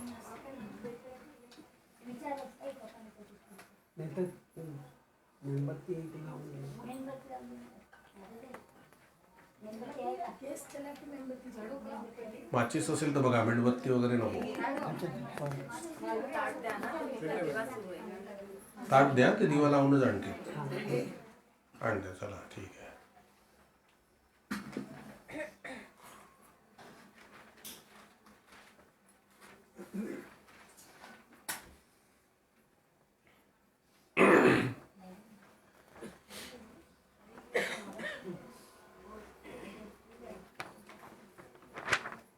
श्रीराम समर्थ. जय जय भगवन्ता गुणवन्ता जय श्री कमलाकान्ता जय जय भगवन्ता सुधर्मस्थापाया अवतरसी तू या युगायुगासी निर्दाळुनि दृष्टा निज भक्ता होशी मुक्तीचा दाता जय जय भगवंता बोधामृत द्याया जनते ते निर्मियसी संता ते सात्विक भक्तीने त्वत्पदधरिता होशी मग आकळिता जय जय भगवंता ओवाळितो तुझला प्रेमाने श्रद्धायुक्त मनाने भक्ता कल्पतरू तू असता मग मनी कसली चिंता जय जय भगवंता क्षीरसागरवासी प्रभु असशी लक्ष्मी उभी चरणाशी अनंत नामानी निज भक्ता दाविसी रूप अनंता जय जय भगवंता गुणवंता जय श्री कमलाकांता जय जय भगवंता गोपाल कृष्ण महाराज की जय सद्गुरुनाथ महाराज की जय जय जय रघुवीर समर्थ राधे राधे राधे राधे राधे राधे प्रभु हरे कृष्ण जय सिया राम।